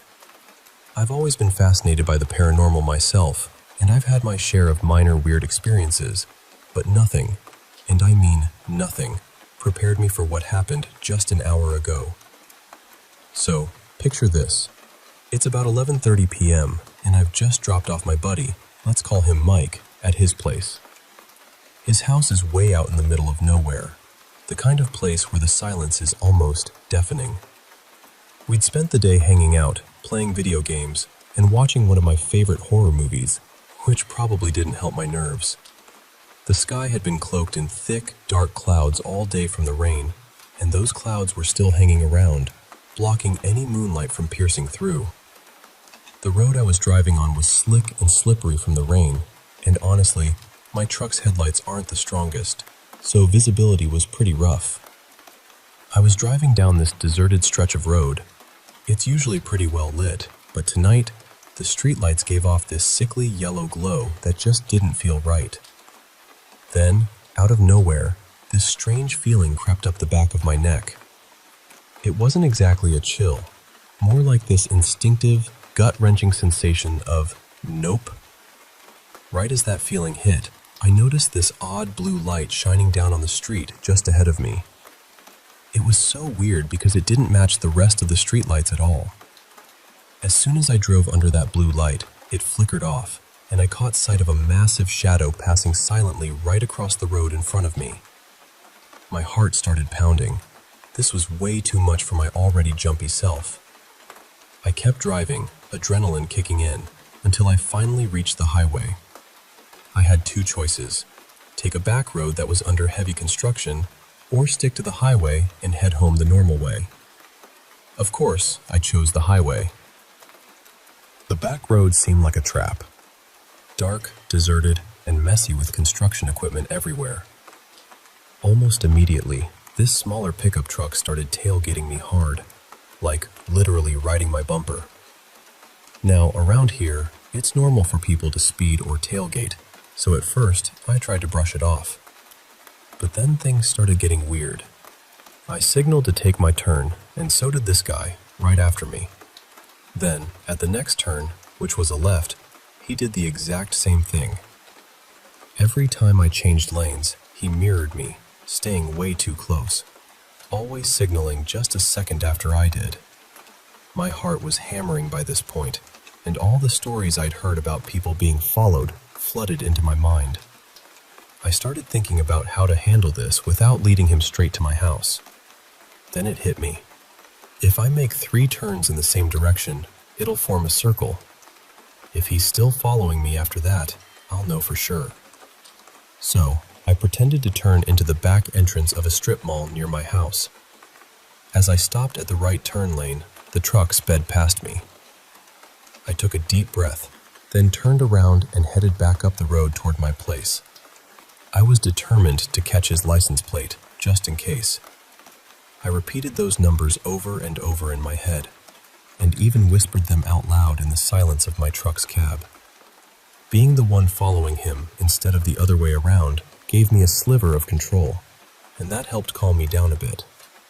I watched the truck take a turn off onto a side street, and once I was sure he was gone, I checked my rearview mirror repeatedly.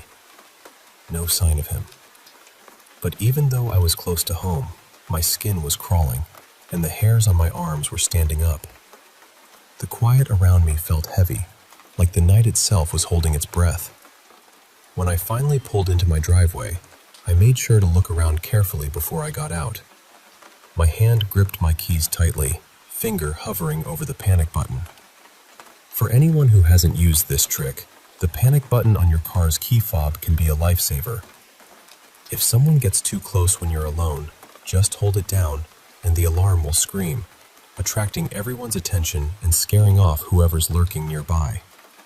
I hurried inside, breathing a little easier once the door slammed shut behind me. But then, just as I was about to head to my bedroom, I remembered. I hadn't taken the trash cans out to the curb yet. It was midnight, pitch black outside, and the silence was suffocating. No crickets chirping, no birds fluttering, not even bats darting through the air. It was like the desert itself had gone completely still. I grabbed the trash cans and started dragging them down the driveway, every sound amplified in the darkness. Then, out of the corner of my eye, I saw it. A tall, pale figure standing just beyond the glow of my neighbor's garage light, near the open desert at the end of the street. This figure was impossibly lanky and pale, with no clear facial features, just a shadowy, eerie presence that made my blood run cold. My dog, who had been quiet until then, suddenly started barking wildly. That sound jolted me into action. I sprinted back inside, heart racing, slammed the garage door shut, and locked it tight. I made a beeline for my bedroom, but even here, I wasn't safe. There were faint scratches against my bedroom window, slow and deliberate, like something was trying to get in. I'm too scared to even open the blinds and look out. What if whatever is out there waits until I do? Right now, I've got a blade next to my bed, and I'm not taking any more chances tonight. So here I am, hoping to make it through the rest of this night, listening to the scratching outside, praying for the morning light to come. This night, this whole experience, it's unlike anything I've ever felt before. A reminder that sometimes the darkest nights hold the most terrifying secrets.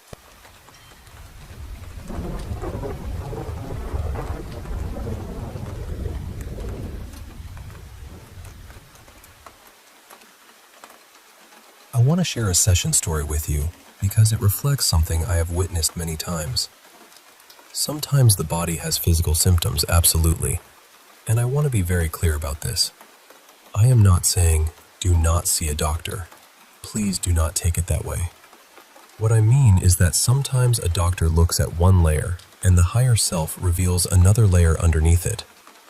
Emotional, ancestral, spiritual, energetic. Sometimes the body is speaking in more than one language. The woman in this story, I will call her Alina, came for a soul session. That is not her real name. She was in her early 50s and lived in Portugal. For years, she had been exhausted. Not just ordinary tired, not the kind of tired that a good night of sleep can fix. She said she could sleep for hours and still wake up feeling hollow, as if her energy had leaked out somewhere during the night. She also had a burning sensation in her stomach, acid, reflux, heat rising through her body. She had tried changing her diet, taking medication, adjusting habits, all the usual things. Some helped a little, but nothing really reached the deeper heaviness she felt. Her eyesight had also been getting worse. A doctor had suggested surgery. On the outside, she agreed, but inside, something felt unsettled.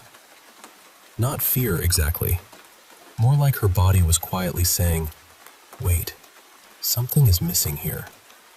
During the session, once she went into deep trance, her higher self first took her to a foggy forest path near an old stone doorway. From there, we began scanning her body slowly, from the top of her head down to her feet. When we reached her eyes, there was a strange flickering movement. It looked like flashes of white light, almost like a tiny lens moving back and forth. The answer came that Alina had inner sight, but she had been using it in a distorted way. She was always looking outward, trying to understand everything outside herself, trying to read other people, situations, signs, dangers, possibilities. But she was not turning that seeing inward. Her gift had become reversed, and the eyes were carrying pressure from that. Then we moved to the stomach. That was where the session opened completely. There were 7 attached spirits connected to her body. The first one came forward through the stomach. It was her grandmother, Rosina. Rosina had been with Alina since Alina was a baby. When the guide asked why she was there, Rosina said, "She is mine. She is my little one. I have no one else here." And it was not evil. It was not threatening. It was deeply sad. She was lonely, confused, and attached. Rosina did not truly understand that she could leave. She did not understand that her life had ended in the way the soul needs to understand it. She believed no one was waiting for her. The guide asked her to look within herself and find her own spark of light. At first, she said, "There is nobody there." The guide gently told her that this was a false belief. No soul is truly alone. Soul family is always near, even when we forget, even when grief makes the world feel empty. Then Rosina softened. She said she had never told Alina how much she loved her, so she told her there, in the session. And after that, her form began to break into tiny sparks of light. She released from the stomach and went home. The next spirit was more difficult. His name was Josan. When he came forward, the first thing he said was, "Alina should not be here. There is no need for Alina in this world." And honestly, when something like that comes through, you pause. The higher self showed that Josan had been Alina's father in another lifetime. In that life, she was a little girl, around 7 years old. He was in his 30s. During a violent uprising, men came and took her away. He could not protect her. He carried unbearable guilt. Later, he ended his own life by setting fire to his home. But he was not truly angry at Alina. He was trapped inside guilt and helplessness. That pain had hardened into something dark and twisted. The guide took him back to the moment where he felt powerless. He was helped to feel what he had never been able to process. As he did, the dark cloud around him began to loosen. 2 beings of light came forward. Then he saw his wife and his daughter waiting for him, and he went with them. After that came Bernal, Alina's grandfather. He had died years earlier in his late 70s. He had been attached for longer than Alina had even been alive. He was lost too, but in a different way. Alina hugged him during the session and gave him permission to go. She told him, "Your mother needs you now more than I do." And he left. After only 3 of the 7 spirits were released, we asked what Rosina's presence in the stomach had caused. The answer came like a list. Diarrhea, constipation, acidity, reflux, no energy, low vibration, heavy body. Again, I am not saying this was only spiritual and not physical, but in that session, the deeper layer beneath the stomach burning was very clear. It was connected to a grandmother who loved her, but had never fully left. There were still 4 spirits remaining after that, all very traumatized. So it was not a neat little story where everything was solved in one moment. It was layered. The body had been carrying a whole hidden attic of pain. The eye surgery also came up. The higher self did not say, "Never do it." It said the procedure needed to change. A different machine, a different doctor, a different approach. And Alina would know when the right moment came, but only if she became quiet enough to listen.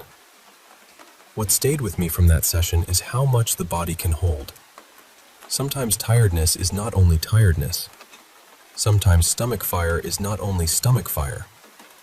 Sometimes weakening eyesight is not only about the eyes.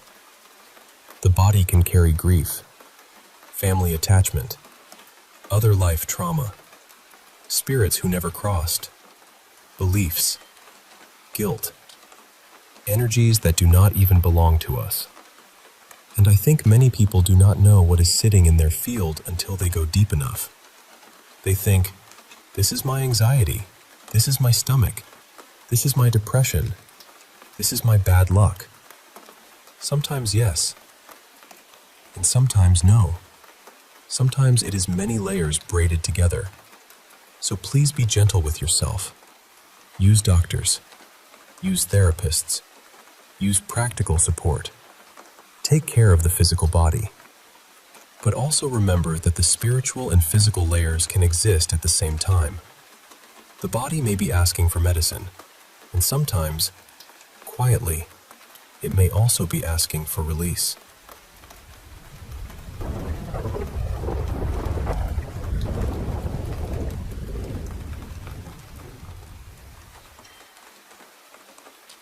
So, for years, I kept this story tucked away as a little campfire tale. You know, the kind you tell with a half smile like, well, it was probably just the lighting. And honestly, that's what I believed for a long time. Back in 2019, my friend Nora and I were suddenly put in charge of a 5-day activity program for a group of 12 young adults, all around 18 to 26 from our youth organization. We were barely older than them ourselves, so we were very much figuring it out as we went. The program was in Canberra, Australia, and the group had asked for science-focused activities. Somehow, Nora and I pulled together a pretty solid schedule. We took them to the Dinosaur Museum, got them into a few lab spaces, did the usual Canberra things, including Questacon. But we had only been handed the whole event about a month before it started, and these participants had paid a lot of money to be there, so we were scrambling a bit. I've always loved creepy stories, and since Canberra has plenty of old government buildings with ghost rumors attached to them, I jokingly suggested we do a ghost tour at Old Parliament House on the final night. To my surprise, the group loved the idea. So, off we went. Old Parliament House opened in 1927 and served as Australia's parliament until 1988, when the current Parliament House replaced it. Now it's a museum. A lot of the buildings in that central government district have haunting stories attached to them. Most are the usual sort of thing. Footsteps after closing, strange sounds, shadows where shadows shouldn't be. Nothing too dramatic, at least not on paper. When we arrived for the tour, my group made up about half the people there, and by that point in the week, I knew them well enough to know they were exactly the sort of people who might correct a tour guide, wander off, or touch something interesting simply because nobody had specifically told them not to. So I was in full shepherd mode. The tour took us through the foyer first, where the guide talked about ghostly footsteps and the history of the building. Then we went into one of the chambers. The lights were off, apart from exit signs and these little electric candles that gave everything a slightly theatrical glow. Because I was watching the group, I filed in last and sat toward the back. The chamber had rows of seats arranged in a kind of curved shape on the ground floor, with balconies above for the public, media, staffers, and so on. We were seated below. The whole time the guide was talking, I was only half listening. I was mostly counting heads, making sure nobody had drifted away into the dark like an adventurous raccoon.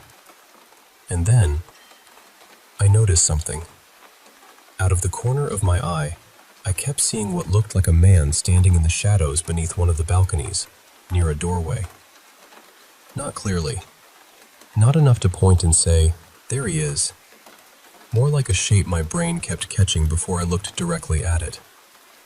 Every time I turned my head, there was nothing there. So I told myself it was just the exit sign, or the angle of the balcony, or the way the dark gathered in that particular corner of the room. A trick of the light. Nothing more.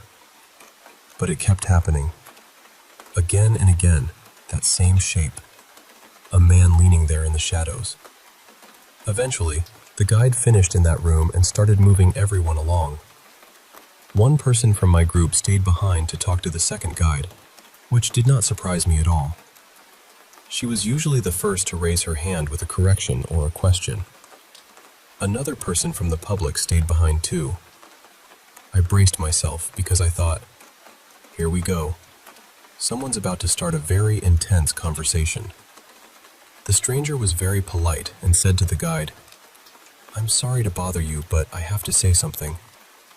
I'm sensitive to these things, and there's something in this room." At that point, I thought my group member was going to have an absolute field day with it. But instead, she said, "Yes, me too. That's why I stayed behind. There's a man."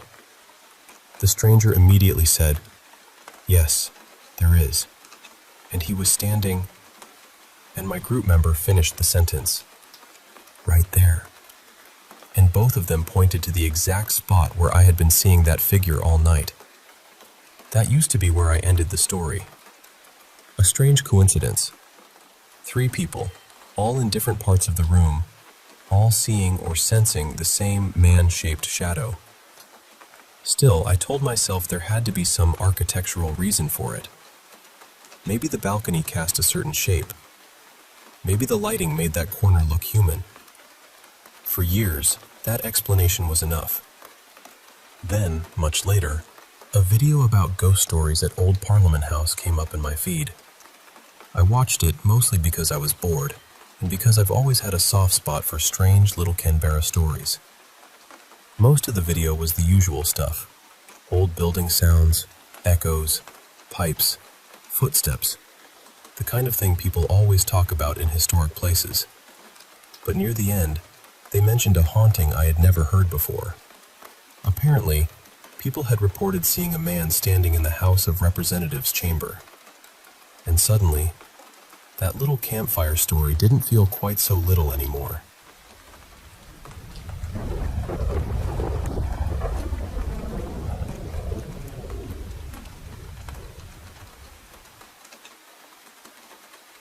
I guess I should start by saying this happened when I was pretty young, around 10 or 11. My little brother Milo was maybe 7 or 8 at the time, and we were living with my mom in a house right behind a Catholic church. The church had been there for years, but we didn't know much about it back then. To us, it was just the building behind our backyard. Later, I found out it had once been a convent, a place where nuns had lived. Things started not long after my mom's boyfriend moved in. He wasn't exactly a kind person, and the house felt different once he was there. He brought this heavy feeling with him, like the air had gotten thicker. About a month after he moved in, my brother and I started hearing things at night. It usually happened right before we fell asleep. 3 or 4 nights a week, we would hear a woman's voice. Sometimes it sounded like she was saying, "Sleep." Other times, it sounded more like, "Soul." But most often, it was just a gentle hush, like someone trying to calm us down. The strange thing is, we weren't really scared of it at first. I know that probably sounds odd, but it didn't feel threatening. It felt soft, almost comforting, like someone was trying to settle the house down. Around that same time, Milo started sleepwalking. It happened often enough that I got used to waking up and checking on him. A lot of nights, I would find him standing in the dining room or the kitchen, facing the big window that looked out toward the backyard and the church beyond it. He would just stand there, completely still, staring outside. That went on for a couple of months.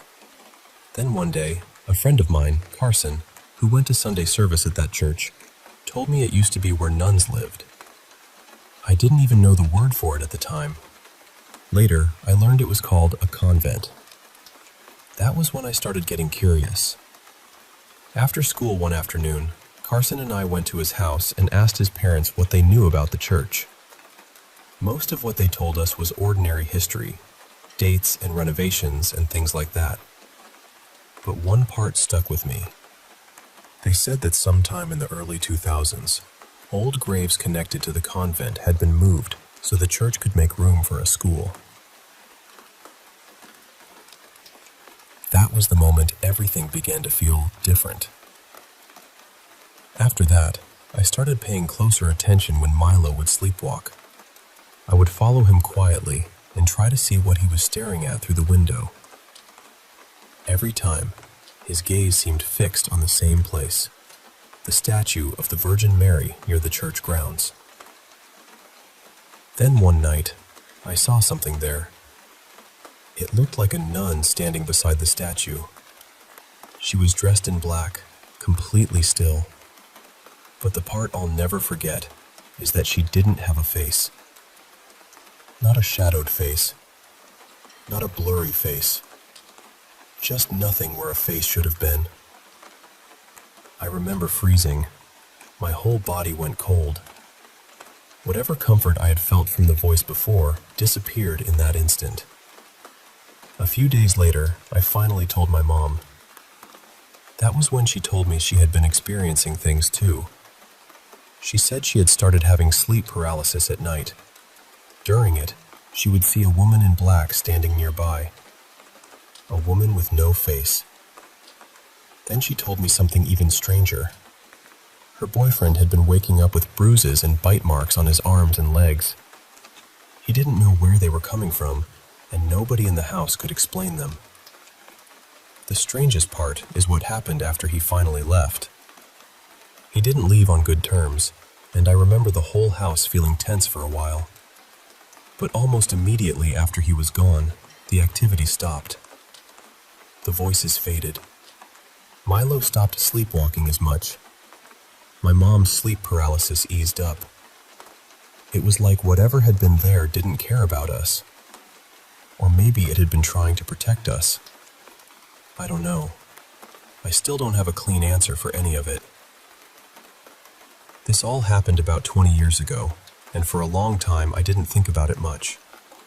But recently, I moved back into that house temporarily while I was transferring my things from my old apartment to a new place.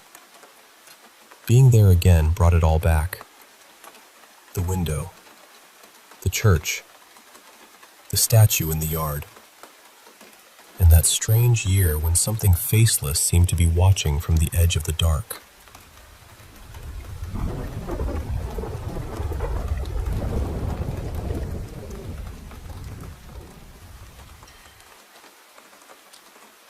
I should probably start by explaining what the area around my house is like, because it matters. I don't live out in the middle of nowhere or anything, but my house sits close to this narrow little river that separates my street from the one behind it. There hasn't been a proper bridge there in years, and parts of the riverbank are crowded with trees, weeds, and thick patches of bamboo. There are plenty of houses around mine, so it's not isolated, but at night the whole place gets very quiet. Usually, the only things you hear are dogs barking, either from our yard or from the neighbors' houses. Around that time, though, the dog we kept outside had died, so the only dog left was one that stayed inside my aunt's house next door. When I was a teenager, I used to stay awake really late. Sometimes I'd be watching shows, sometimes reading, sometimes just scrolling on my phone. I had school in the afternoon, so I could sleep in a bit, and I took full advantage of that. One night, it was probably around 2 or 3 in the morning, and I was in my room with the lights on, just scrolling through my phone. Then I started hearing something outside. It sounded like a woman crying. At first, it was kind of far away, somewhere beyond my house, maybe closer to the river or the next street over. Then I heard her scream, "Help me!" I froze. I didn't immediately do anything, partly because I sometimes hear things at night and later realize it was probably nothing. But this didn't fade away. It got closer. The crying was messy and breathless, like she was running or struggling to catch air. She just kept sobbing and screaming, "Help me!" over and over. Not, "Call the police," not anything specific, just that. My first instinct was to turn off my bedroom light. I messaged a friend and told them what I was hearing because I didn't want to feel completely alone with it. Then I heard the gate outside my house move. That sound made my stomach drop. The crying came closer until it was right beneath my window. My room was on the second floor, and I remember sitting there in the dark, barely moving, with this horrible feeling that something was very wrong. Thankfully, most of the windows in our rooms had blackout glass or heavy curtains, so I didn't think anyone outside could see me clearly. After a while, the voice moved away again. I could still hear her crying and calling for help, but it slowly drifted off into the night. The next morning, I told my grandmother and my aunt what had happened. They both said they hadn't heard anything. No crying, no screaming, no gate, nothing. So I tried to convince myself I had imagined it. Then it happened again the next night. As soon as I heard that same crying voice coming closer, I panicked and turned off my light. This time, it sounded like she was walking around my house. I could hear her outside, moving slowly around the yard, crying in that same exhausted, desperate way. And the strangest part was the silence. Not one dog barked. Not ours, not the neighbors' dogs, none of them. Every other night, a leaf could fall wrong and at least one dog would start barking. But whenever that woman's voice came into my yard, everything went completely still. This went on for maybe 2 or 3 months. Not every single night, but enough that I started dreading being awake late. Some nights I'd force myself to sleep earlier just so I wouldn't hear her.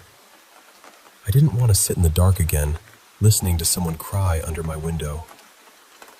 There were 2 times when the voice sounded farther from the house, and I worked up the courage to open my window.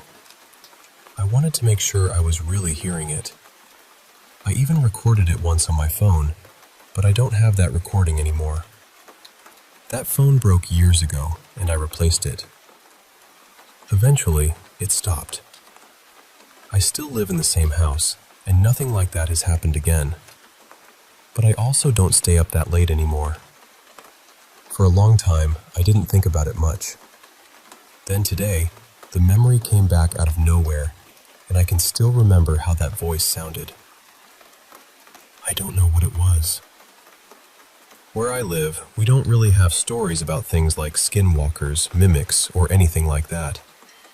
So I've never had a clear explanation for it. But whatever was outside my house those nights, I know what I heard.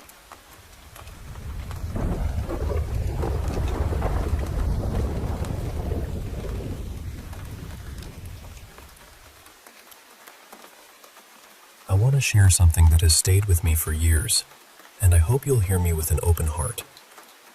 When I was 22, about 13 years ago, I had a very close guy friend named Rivan. He had a girlfriend, but we would still spend time together around our neighborhood, talking, hanging out, and sometimes noticing other girls nearby. Even then, I had this strange, uneasy feeling about him. I could never fully explain it. It was just there. One day, we had a fight. I think I had become too available in his life, too present, and his family started making jokes about me.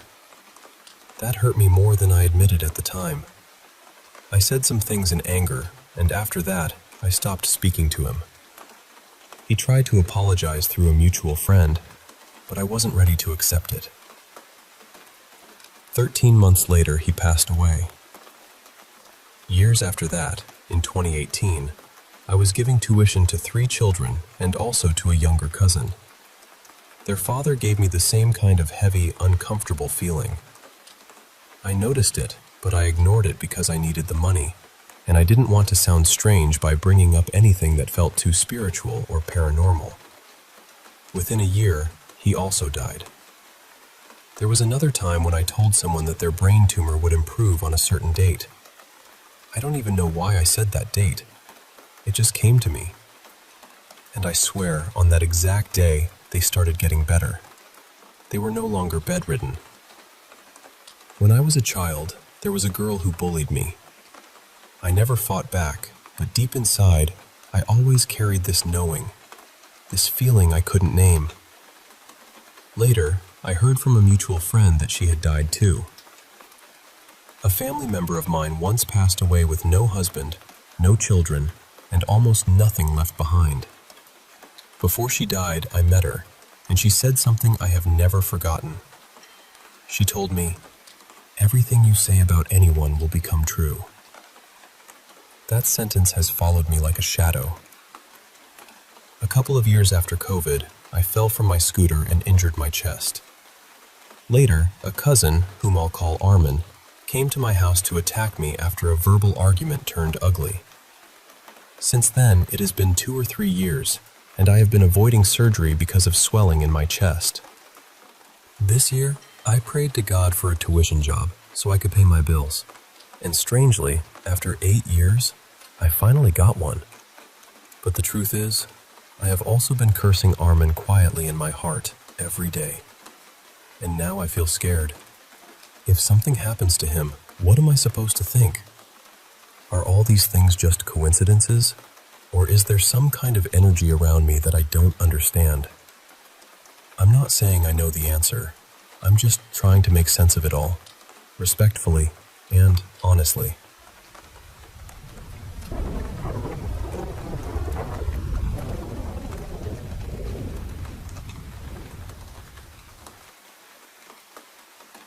It started when I was about 7 years old. I had a counselor back then named Elena, and at the time, she was pregnant. I remember she was pretty far along, maybe 6 or 7 months. One night, I had this dream that has never really left me. In the dream, I saw her baby lying in a crib, or maybe it was a bassinet. I was standing there looking at this baby, and the baby wasn't moving. Then Elena came running into the room, screaming that her baby wasn't breathing. I woke up shaken. A couple days later, I had a session with her, and I really didn't want to talk. I couldn't stop thinking about that dream. She noticed something was wrong and asked me if I was okay. I told her I was fine, but she kept gently asking, so finally, I told her what I had dreamed. She reassured me right away. She told me the baby was healthy and that everything was okay. A few weeks later, she had her baby. From what I remember, she brought the baby home, and about a week later, the baby passed away from SIDS. Later, Elena came back to collect her things. I saw her, and she looked completely broken. I remember her telling me to stay away from her. After that, I never saw her again. That experience scared me deeply because I was just a child. I didn't understand how I could dream something like that before it happened. Then, when I was 22, I had another dream. In that dream, 2 little girls were sitting in my kitchen asking me about my brother, Mason. He was still alive at the time. I remember telling them, Uncle Mason passed away from a drug overdose. I wish I could remember more of that dream, but that's all that stayed with me. When I was 25, my brother passed away from a drug overdose after taking a fake Xanax. I'm 33 now, and I have 2 little girls. Another thing happened last April with my mom. She had been sick for a long time and had several illnesses, but for a while she had actually been doing pretty well. She had gone 2 or 3 years without being in the hospital, and she was just living her life day by day. One night, I dreamed that she was sitting in her chair and her eyes rolled back. She fainted in the dream, and somehow, I knew she had passed away. When I woke up, I was so relieved to see that she was still there, still breathing, still alive. But in January of this year, she fainted while using the bathroom. She stopped breathing for 2 or 3 minutes. I got her off the commode, helped get her breathing again, cleaned her up, and called 911. The hospital told us she was dealing with organ failure, and even though it wasn't exactly like the dream, I couldn't shake the feeling that there was a connection. Then last month, she had a GI bleed while she was on blood thinners. She was bleeding badly, and her kidneys shut down completely. The doctors stopped the blood thinners and gave her IV fluids, and somehow her kidneys started working again. After that, she came home on hospice. One Monday morning, we all woke up and found that she had passed. She had transitioned during the night. I feel like I've been getting signs my whole life, but I still don't always know what to do with them. After my mom passed, we had to tell my grandmother. She's in a nursing home, and honestly, no one there would have told her yet. But when we told her, she said she already knew. I asked her, "How did you know?" and she told us that my mom had come to her in a dream the night before and told her she had passed away. I still don't know what to make of that. There have been other things too. When I was younger, I used to see a man in a tall hat. Later, my nephew, who is 12 now, told us he saw the same figure when he was around 4 years old. He saw him in the hallway at my grandmother's house. I showed him pictures of different hats, just to see what he would pick. He pointed to the same kind of hat I remembered seeing, the tall top hat. I had seen that same man at my grandmother's old house too. When my sister was pregnant with my nephew, she saw him standing at the end of her bed. She believes there's something spiritual around our family. She says she feels ghosts around her all the time, and she thinks maybe they're attached to her because she used to live next to a funeral home. Even my father has told me he sees things sometimes, shadows moving around our house at night. So I don't really know what all of it means. I only know that these dreams and experiences have followed me for most of my life. Some of them came before terrible things happened. Some of them felt like messages, and some of them still sit in the back of my mind, quiet but heavy, like they're waiting for me to understand them.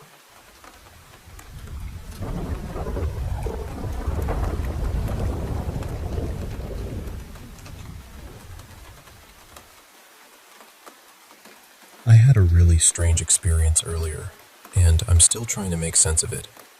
I should probably say first that I'm a pretty skeptical person. I don't usually jump straight to believing something was supernatural or anything like that. But this felt so different from anything I've ever experienced that I can't stop thinking about it. I was staying at my parents' house while they were away on a short trip. The house was quiet, and I decided to take a nap. I wasn't even deeply asleep. It was more like that light, drifting kind of sleep, where you still feel half aware of the room around you. At some point, I heard knocking. Then, a little later, I heard the doorbell ring. It felt real, not like something inside a dream. But I had this uncomfortable feeling in my stomach, so I didn't answer it. I wasn't expecting anyone, and I don't really know the neighbors well, so I told myself maybe it was meant for another house, or maybe I'd imagined it. Then, without realizing I had slipped into a dream, I heard movement inside the house. I got up, and suddenly my stepfather, Martin, was there. He was supposed to be away with my mother, but in the dream, it felt like he had just come back early. The odd thing was, he seemed kinder than usual. Not that Martin is unkind, because he isn't, but this kindness felt unfamiliar, almost too gentle, like someone trying to copy him after only watching him from a distance. He asked me to come with him, and I followed him into the bedroom. We talked for a moment, and I remember asking where my mother was. Then something in me just knew. I looked at him and said, "You're not Martin." I even reached out and touched his arm. It felt completely solid, warm, real. That was the part that frightened me most, I think. He didn't feel like a dream. He laughed a little, trying to act normal, and told me that of course he was Martin. But I didn't believe him. I sat down on the bed and started looking around the room. That was when I noticed the bedroom was wrong. The furniture was off, and there were 2 beds in the room, one single bed and one larger bed. My parents' room doesn't look like that at all. So I said, "Do you know how I know you're not my stepfather? They don't have 2 beds in this room." He became very still. Then, in this calm voice, he asked me what else I dreamed about. He asked if I dreamed about men, and I understood exactly what he meant. It made my skin crawl. I didn't answer him the way he wanted. I just said, I would never dream of a single bed and a double bed in the same room. That was when everything changed. There was this hissing sound, sudden and sharp, and he yelled something I couldn't understand. Then he grabbed both of my wrists. I pushed my feet against his chest to keep him away from me, and I shut my eyes as tightly as I could. I grew up Catholic, even though I haven't been to church in years, and all I could think was, Jesus Christ protects me. I repeated it over and over in my head. I started praying because I didn't know what else to do.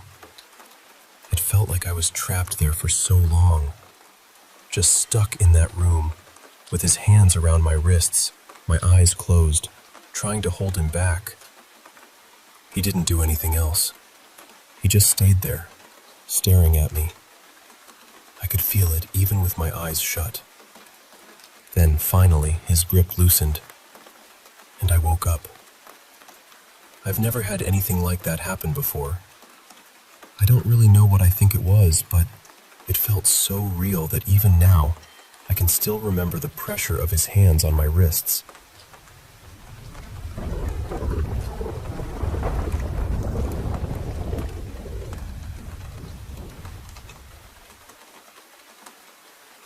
I need to start by saying that I work in a hospital, and this is one of those experiences that still leaves me completely stunned when I think about it.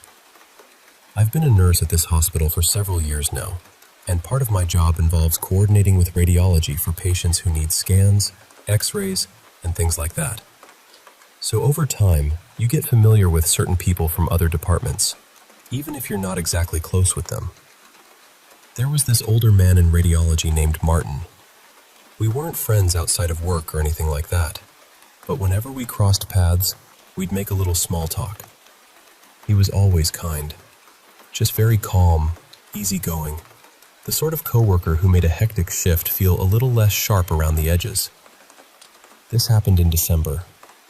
At that time, I had a lot going on in my personal life. Some exciting things, but also just enough happening that my brain felt scattered. And with hospital schedules being what they are, it's not unusual to go weeks, sometimes even longer, without seeing certain coworkers. So one day, I was rushing through my shift, trying to get to the medication room. It's right near the area where one of the portable x-ray machines is usually kept. As I was walking by, I saw Martin standing there, messing with the x-ray machine. He looked like he was trying to unlock it or move it, but he seemed to be having trouble. I was busy, really busy, and honestly, I wasn't planning to stop and talk. I was just going to slip into the med room and keep moving. But then this feeling came over me. Not dramatic, not loud. Just this quiet little push inside me that said, say hi to him. So I did. I said, "Hey Martin, how are you? I haven't seen you in a while." And he looked at me and said, "Hi, I'm doing really good. How are you?" I told him, "I'm exhausted, honestly, but it's okay. I'm going on vacation soon for a couple of weeks, and I'm really excited." Then we had that normal coworker goodbye. You know, nice seeing you. Have a good rest of your shift. That kind of thing. And then I went into the medication room. I was only in there for maybe 2 minutes. When I came back out, Martin was gone. But the x-ray machine was still sitting there. At the time, I didn't think much of it. People disappear quickly in hospitals all the time. Someone gets called away, another patient needs something, another department pages them. It's normal.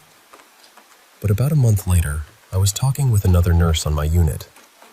We were discussing a doctor who had recently passed away, and she said something like, "It's so sad. We lost another coworker this year too." I was confused, because I only knew about the doctor. So I asked her what she meant. She told me someone from radiology had died. Then she described him. Older guy, kind, worked with the x-ray equipment. Someone everyone seemed to like. And I realized she was talking about Martin. My heart just dropped. I felt awful. I assumed he must have passed while I was away on vacation or shortly after. But then she pulled up his obituary. And that's when everything inside me went cold. It said he had died in August. August. 4 months before I saw him. I immediately thought back to that exact moment in December. I know it was December. I know it was right before my vacation because I had told him I was about to leave for a few weeks. I remember where I was standing. I remember him by the X-ray machine. I remember the conversation. I spoke to him. He spoke back. And according to the obituary, he had already been gone for months. His death had been sudden and tragic, which makes the whole thing even more heartbreaking. I still don't know what to do with this memory. I don't know where to put it in my mind. But looking back, certain things feel different now. I hadn't seen him in a long time before that day. Something in me told me to stop and say hello. He was trying to move or unlock the machine, but couldn't seem to get it working. And after that day, I never saw him again. Obviously. I don't know what happened. I don't know if it was grief, exhaustion, some strange trick of the hospital lights, or something I'll never be able to explain. But I know what I saw, and I know who I spoke to.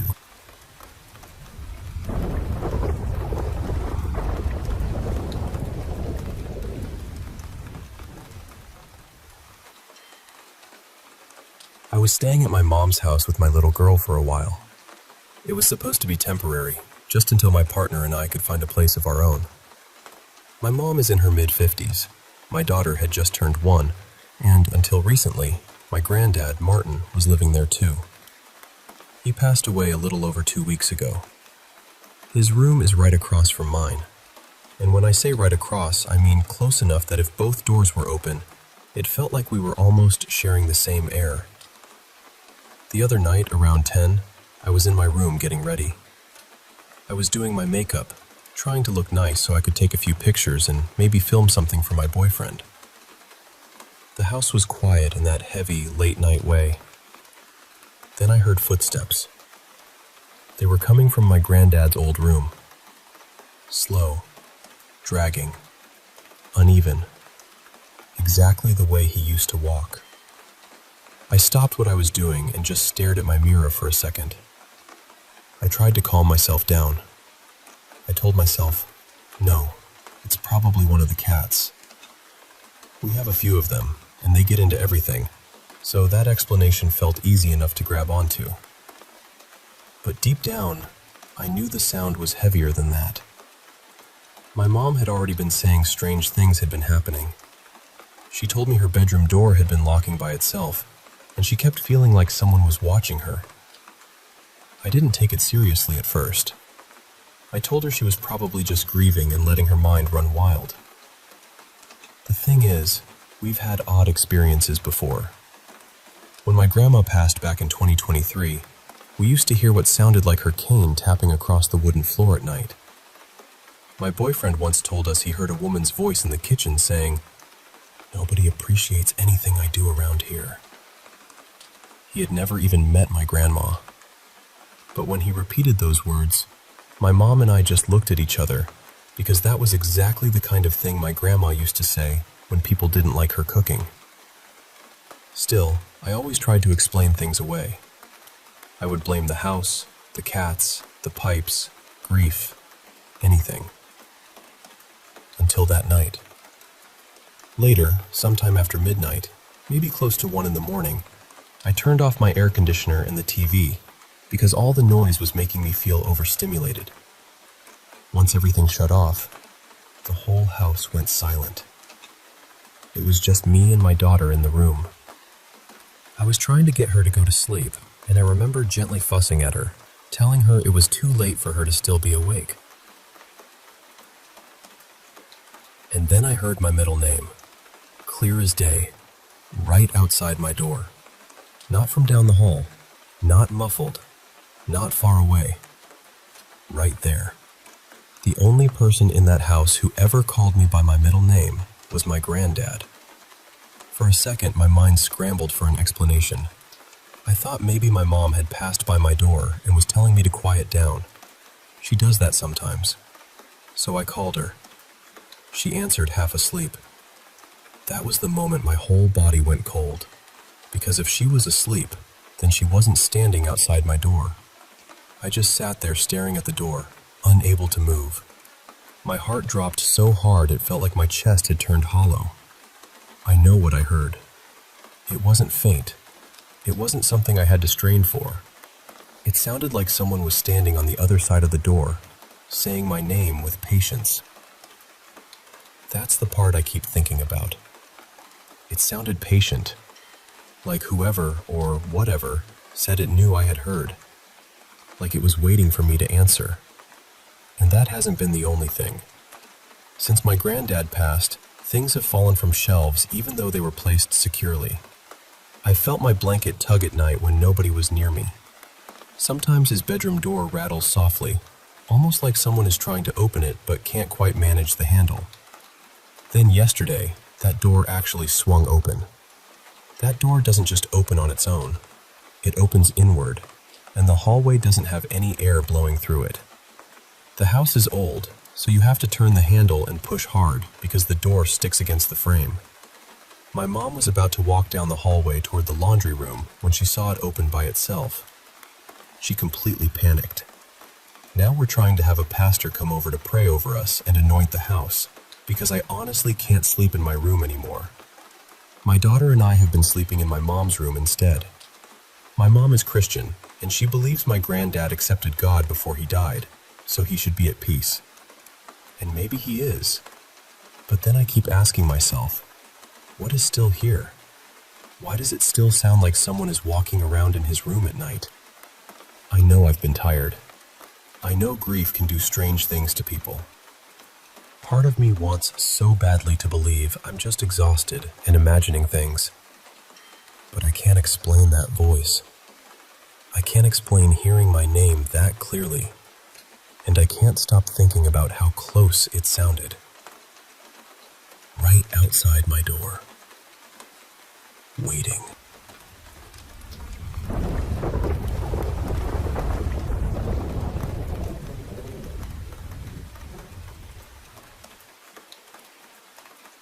I grew up in a small, rural community tucked into the foothills of western North Carolina, and I still live there today. So this story starts when I was about 13 years old, just a kid on the bicycle, pedaling around those back roads like I owned them. There was this old Victorian mansion down the street, 3 stories tall, run down, covered in vines, with windows that always seemed darker than they should have been. Every time I rode past that place, my stomach would tighten up. I didn't know why. I just knew I didn't like it. I'd start pedaling faster before I even got close. By the time I was passing the front of it, my legs would be flying. I wouldn't slow down again until that old house was well behind me. A few years later, when I was 18 and still in high school, the mansion had been restored. It had become a historic site and museum. Around Halloween, a TV station out of Charlotte did a feature on it and called it one of the most haunted places in North Carolina. Not long after that, one of my classes took a tour there. The guide told us the house had originally been built as a 2-story home for a wealthy, eccentric diamond merchant. But apparently, he decided it wasn't grand enough. So he had workers literally cut the house in half, jack up the top floor, and build a whole new floor between the two. That's how it became 3 stories. They even had photographs in the museum showing the process. During that tour, there was a psychic medium with us. When we reached the 3rd floor, she suddenly became sick. Not just a little uneasy either. She looked overwhelmed, sad, almost crushed by something. She said that one room up there carried terrible sadness. She said someone had been kept there against their will for a long time. And what made all of us go quiet was this: that room still had locks on the outside of both doors. Even the windows had locks on the outside. That stayed with me. About 6 years after that, I became a deputy with the county sheriff's office. And that mansion became a regular part of my life again, but in a very different way. The alarm there went off constantly. Hardly ever an entry alarm. Almost always interior motion, usually on the 2nd or 3rd floor. Now, the mansion had a large collection of vintage and antique dolls, and I can't tell you how many times I responded to that place. Some nights, I'd go there 5 or 6 times. Never once did I find a real break-in. Not once. I'd check the building at 10 at night, and everything would be exactly where it belonged. Then I'd come back at 3 in the morning, and dolls would be on the floor, even though they had been inside locked glass cases. The cases would still be locked. There were cold spots in that house where you could see your breath, even on hot summer nights. The hair on your arms and the back of your neck would stand straight up. After a while, every officer in the department knew there was something strange about that place. Then one cold winter night, one of our part-time reserve deputies responded to an alarm there. He was an interesting guy. His full-time job was flying large cargo jets. He'd been a professional pilot most of his adult life, but becoming a deputy had been a lifelong dream for him, so he helped us part-time whenever he could. That night, I started heading toward the mansion too, mostly because it was a long, quiet 12-hour shift, and there wasn't much else happening. Before I got there, he cleared the call and asked me to meet him at a small country grocery store parking lot. When I pulled in, I could tell right away something was wrong. He looked shaken. I asked him what happened. He hesitated, then said, "Have you ever seen anything down at that mansion? I mean, anything odd?" I said, "Other than the dolls moving, the cold spots, and the alarms going off for no reason? Not really." "Why?" He tried to brush it off, but I told him he couldn't leave it there. Finally, he asked if I'd ever seen anything unusual on the 3rd floor. I told him no, but I definitely felt uneasy up there. That's when he told me what he saw. He said he pulled up, got out of his patrol car, and started shining his flashlight around the outside of the mansion. Then he looked up at a 3rd floor window. There was a young girl standing there. He said she looked about 12 or 13 years old. She was just staring down at him, holding the curtain open with one hand. He said she didn't move, didn't wave, didn't smile. After what felt like forever, she simply stepped backward into the darkness, and the curtain fell closed. He was rattled by it. After that, he avoided alarm calls at the mansion whenever he could. About 2 years later, it was my turn. It was around 2 in the morning on a cold, silent night. The call came in the same way it always did. Motion alarm, 3rd floor. I'd answered that call so many times by then that I had a routine. I'd pull in, turn on the alley light on my patrol car, circle the whole building once, and use my flashlight to check every door and window. Then I'd park, get out, and physically inspect the entry points. But that night, I didn't make it through the routine. As I pulled along the south side of the mansion, I had my alley light on and my flashlight in my hand. I started scanning the building from the 1st floor upward, moving from door to window, window to door. Then I reached the 3rd floor, and I froze. At the 2nd window, there she was, a young girl. She had long, wavy hair and was wearing an old-fashioned dress, the kind you might have seen in the early 1900s. It had buttons down the front, with lace and ruffles along both sides. Part of her hair hung forward over one shoulder, and the rest fell behind her. Her right arm was raised, holding the curtain back just enough for her to look out. And she was staring right at me. I know it probably only lasted a few seconds, but it felt much longer. I sat there, unable to move, just looking at her. Then she stepped backward into the dark. The curtain swayed where she had let it go. I felt a chill run straight up my spine, and I don't use that phrase lightly. I was scared. I still searched the house because that was my job, but I'll be honest with you, I searched it quickly. I found nothing. No open doors, no broken windows, no one inside. I cleared the call and didn't tell anybody what I'd seen for a long time. Maybe a year or 2 later, I was working with that same reserve deputy again. We pulled over one night to talk, and I finally told him. I said, "You know, I never told you this, but I saw her too. He looked at me, and I described her. The girl in the third-floor window. The dress with the lace and ruffles. The way she just stood there, staring, not blinking, not smiling, not moving, then stepping back into the darkness. He just shook his head and said, "That place gives me the creeps. There's something not right about it." And I told him I agreed.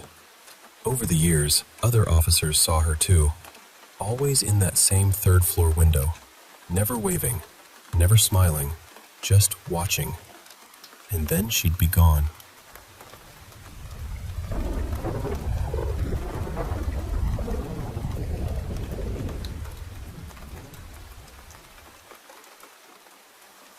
I'll tell you this as plainly as I can, because even now, part of me understands why someone would doubt it.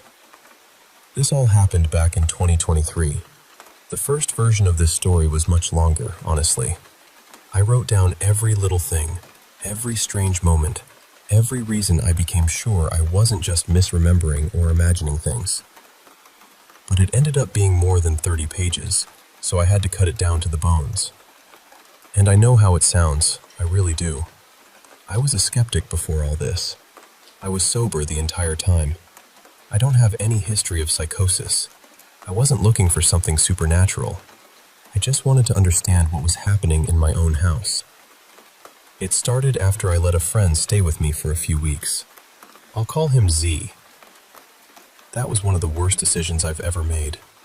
He trashed my home, screamed at me constantly, and then refused to leave for months. In the end, I had to get a restraining order. I agreed to hold on to his belongings until the police allowed him to collect them. And then the house changed. At first, it was little things. Objects showing up where I definitely hadn't left them. Sounds from other rooms. Doors opening. Things being dropped. Not once or twice, but over and over, day and night, for weeks. I tried to be rational. I really did. I checked myself constantly. I made sure I wasn't just being forgetful, but it became too frequent to explain away. Then I started seeing shadows at the edges of my vision. They would vanish the second I looked straight at them. One night, I was hanging Z's clothes outside after washing them, because the smell had been driving me mad. I looked back toward the house and saw the sliding glass door wide open. I knew I had closed it. Then I noticed one of his wet shirts was back inside, sitting on the coffee table.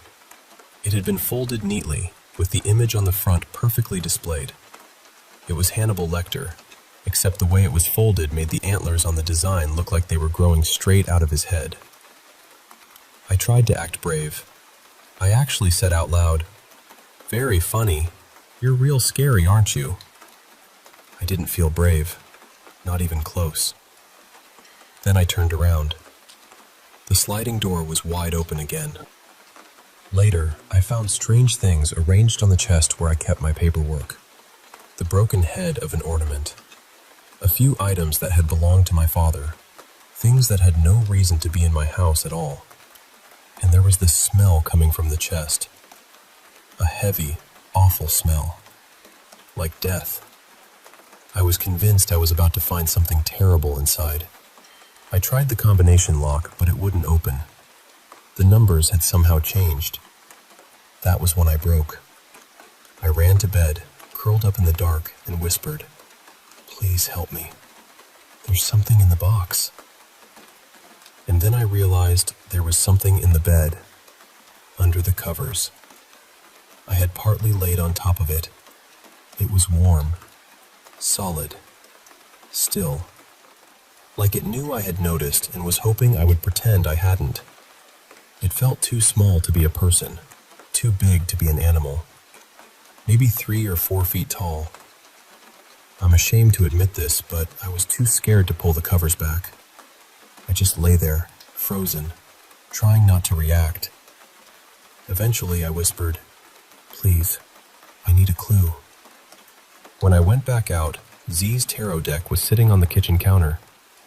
Apparently that was the clue. At dawn, the smell from the chest was gone. I managed to break the lock, and thankfully, there was nothing inside but paperwork.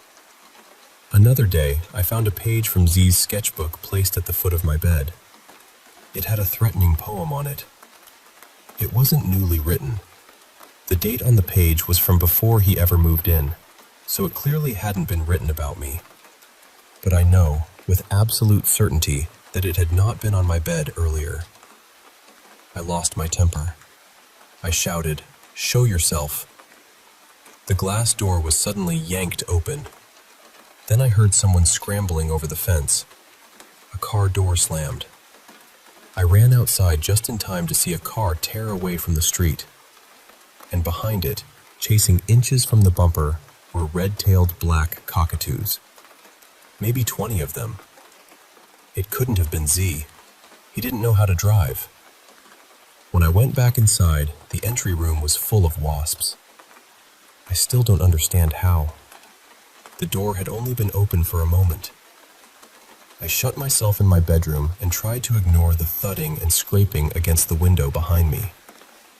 When I finally got the courage to look, there were dozens of plant pots piled up against the glass.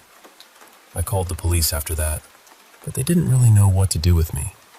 They were polite enough, but skeptical. I could hear it in their voices. A few days later, I was in town when a little boy ran up to me with this huge smile on his face. He said, "Congratulations, you're going to meet him." Then he ran off. That night, muddy footprints started appearing on the tiles. Big ones. Not once, but repeatedly. I called someone I knew, an Aboriginal elder who understood things connected to wetland spirits. I live near wetlands, so by then I was willing to consider anything. She told me her uncle had been a medicine man and that she would ask his spirit to help. She said he had been a smoker, so if I smelled smoke, that meant he was nearby. Later, I did smell smoke, but not cigarette smoke. It was wood smoke, coming from 3 large trees outside. I walked around the garden, searching for fire, but there was nothing. No flames, no smoke I could see. Later, I found 3 empty nests, 1 in each tree. The underside of each nest was scorched. The trees themselves were untouched. The strange part is that her uncle's moiety, something like a totem animal, was the red-tailed black cockatoo. The same birds I had seen chasing that car. Except the birds had appeared before I had even asked her for help. One night, I suddenly felt dread settle over the house. Not ordinary fear, something deeper. The kind your body understands before your mind catches up. Within minutes, the temperature dropped from a hot summer night to a cold so sharp it felt dangerous. I tried to sleep and woke up gasping for breath. I moved to the couch, and the cold disappeared instantly, like I had stepped out of a walk-in freezer. Then it became hot. Not warm, not stuffy, scorching. The heat burned so badly I had to fight not to scream. I moved again, and the air cooled, like I had stepped out of an oven. This went on for hours. I kept moving, and whatever it was kept finding me, freezing or burning, back and forth, again and again. Eventually, something in me changed. I stopped reacting the same way. I don't mean I became fearless. I didn't. But I learned not to feed it. I learned that whatever this was, fear seemed to make it stronger.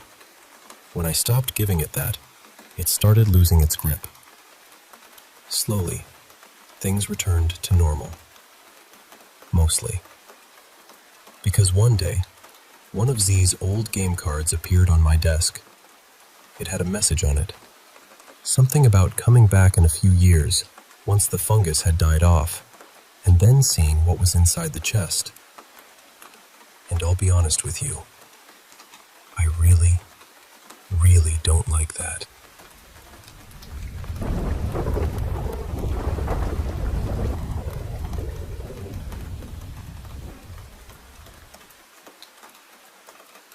I heard this story from a full-time staff member I used to know. I'll call him Dean. Dean had worked for the city for most of his life, moving between different community centers over the years. But there was one place he always spoke about differently: South Common Community Center. That building had a strange history. This happened one night before I was even born. Dean was working the night shift. He had already finished most of his chores, so he was sitting in the library, watching videos on the computer. The whole place was empty except for him and his supervisor, Shane. Now, Shane had a habit.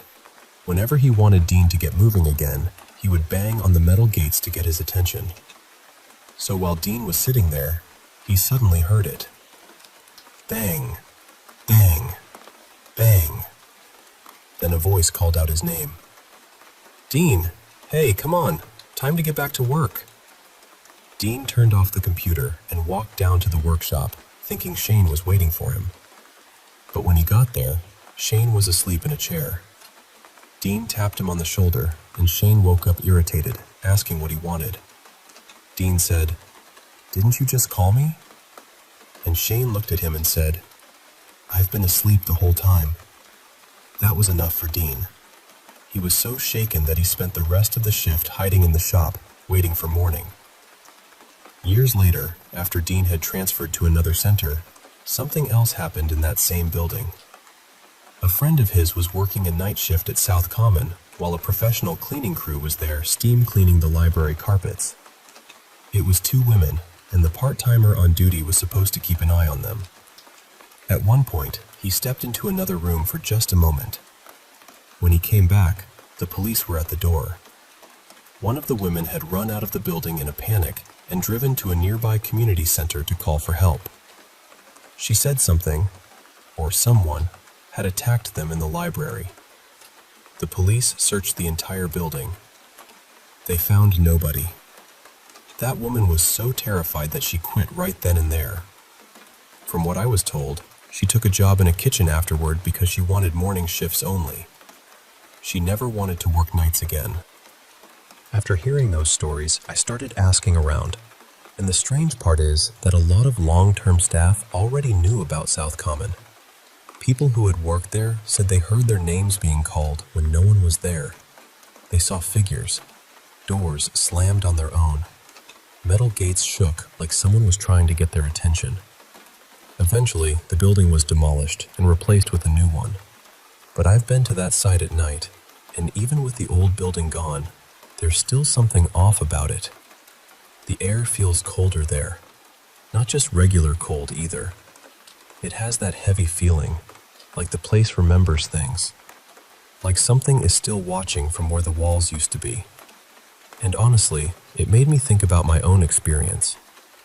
Mine wasn't as scary because it happened in the afternoon, but it still bothered me.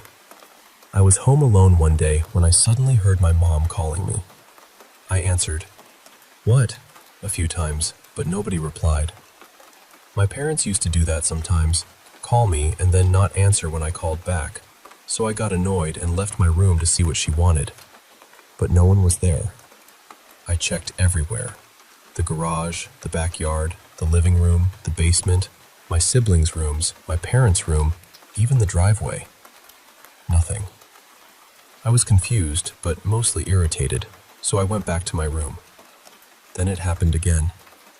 My name was called, and right after that, there was knocking on the door. This time, I ignored it. I stayed in my room and refused to go looking again.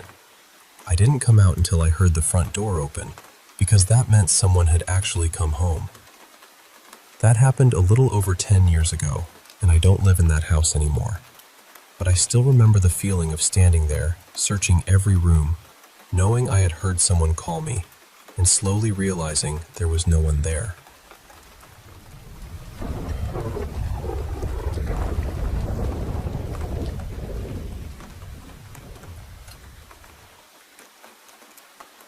I've had strange things happen around me for as long as I can remember, but this house was different.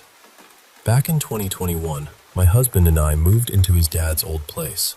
It had been built by his grandfather, so there was a lot of family history in those walls. It was a decent-sized house, 4 bedrooms, 2 bathrooms, a living room, dining room, kitchen, and a little laundry room off to the side.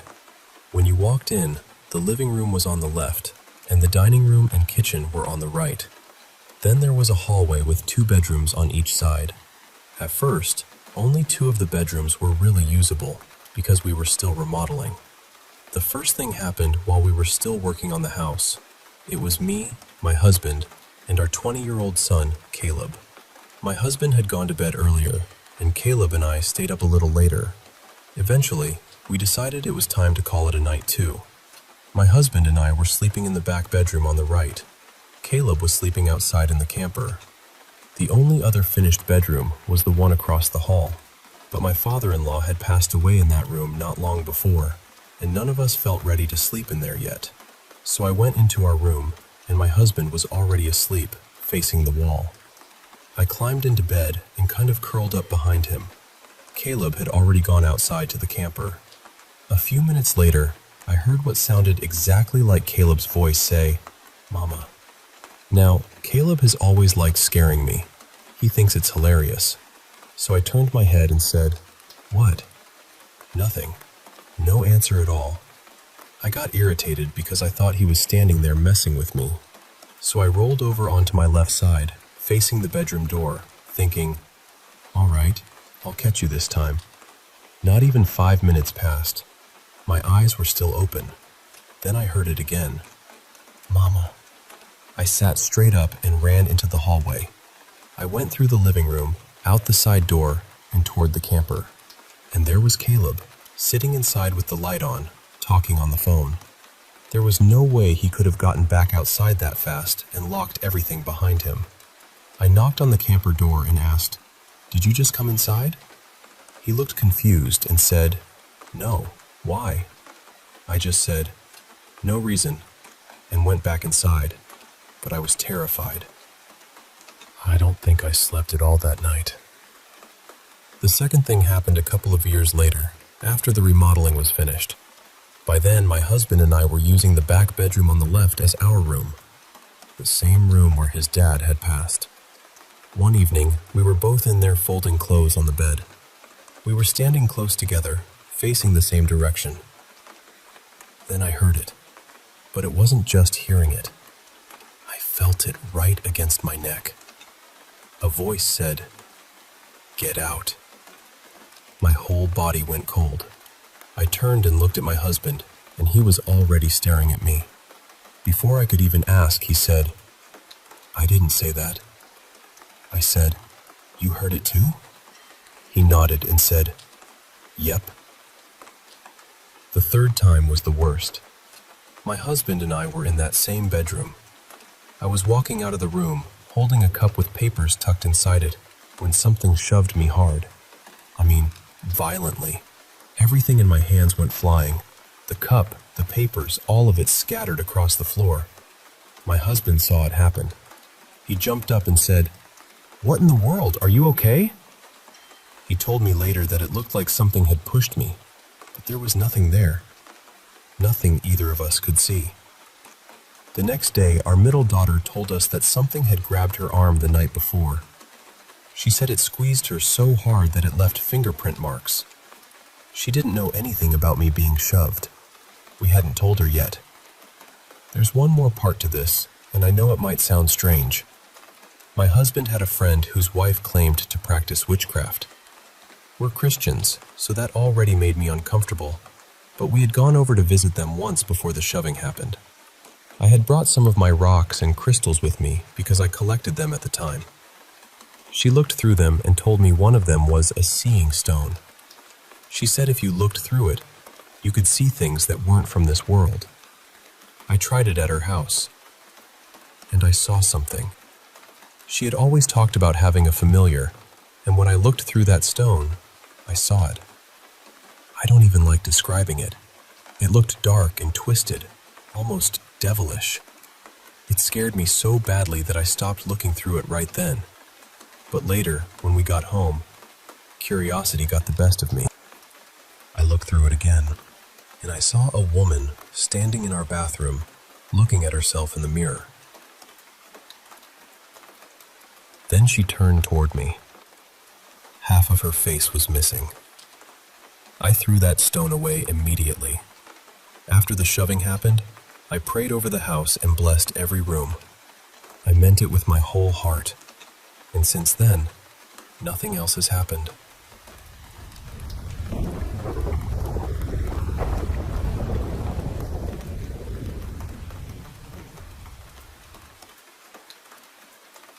When I was little, maybe 9 or 10, I woke up very early one morning to the sound of my mom crying in the kitchen. Not just a quiet cry either. It was that deep, broken kind of crying that makes a house feel smaller somehow. My dad had left not long before that, and Mom was really struggling. She was trying to hold herself together, but even as a kid, I could tell she was falling apart. People would come by now and then, friends or relatives, just to sit with her and make sure she was all right. The night before, Mom had told me an old friend of hers was coming over. I'd never met the woman, but Mom mentioned she had a son around my age. I remember feeling this little spark of excitement because I was an only child, and it was school holidays, so the idea of having another kid around felt enormous. That night, Mom barely slept. I could hear her moving through the house, crying in the kitchen, then in the lounge room, then outside near the laundry. At one point, I looked out my bedroom window and saw her wandering around the garden in the moonlight, just looking at the plants and crying. That image has stayed with me all these years. So when I heard voices in the kitchen the next morning, I thought, she's here, her friend's here, and maybe her son is too. I got out of bed and walked down the hall, feeling hopeful in that simple way kids do. To get to the kitchen, I had to pass the laundry and the back door. And that's where I saw him. A boy, about my age, sitting on the back steps. He had light brown hair and was wearing a faded blue t-shirt. He was facing away from me, looking out into the yard. I went straight over and tapped him gently on the shoulder. He turned around and smiled. He didn't say anything, not a single word. But he opened his hand, and there was this little beetle crawling across his palm. It was striped orange and black, the kind we used to see all over the garden at that time of year. He looked at me, still smiling, and held out his hand like he wanted me to take the beetle. So I did. The beetle crawled from his hand onto mine, up over my fingers and across my wrist. And somehow, that was enough. I started talking. I talked his ear off, honestly. I told him about my toys, my favorite shows, the games I liked, probably every strange little thing that mattered to me back then. And he just listened. He didn't nod much. He didn't answer. He just smiled and followed me around the garden. It didn't bother me that he was quiet. I figured maybe he was shy, or maybe he had some reason he couldn't speak. Kids don't always need explanations for things. Sometimes someone sits beside you, and that's enough. For a while, it felt like I'd made a friend. After some time, I decided we should get snacks. I told him to come inside with me and said we could get cordial from the kitchen where our mums were talking. He followed me across the yard and back to the steps, but he wouldn't come inside. He just stood there at the back door, smiling at me, in the same spot where I'd first seen him. I told him it was fine, that he could come in, but he stayed where he was. So I went in without him.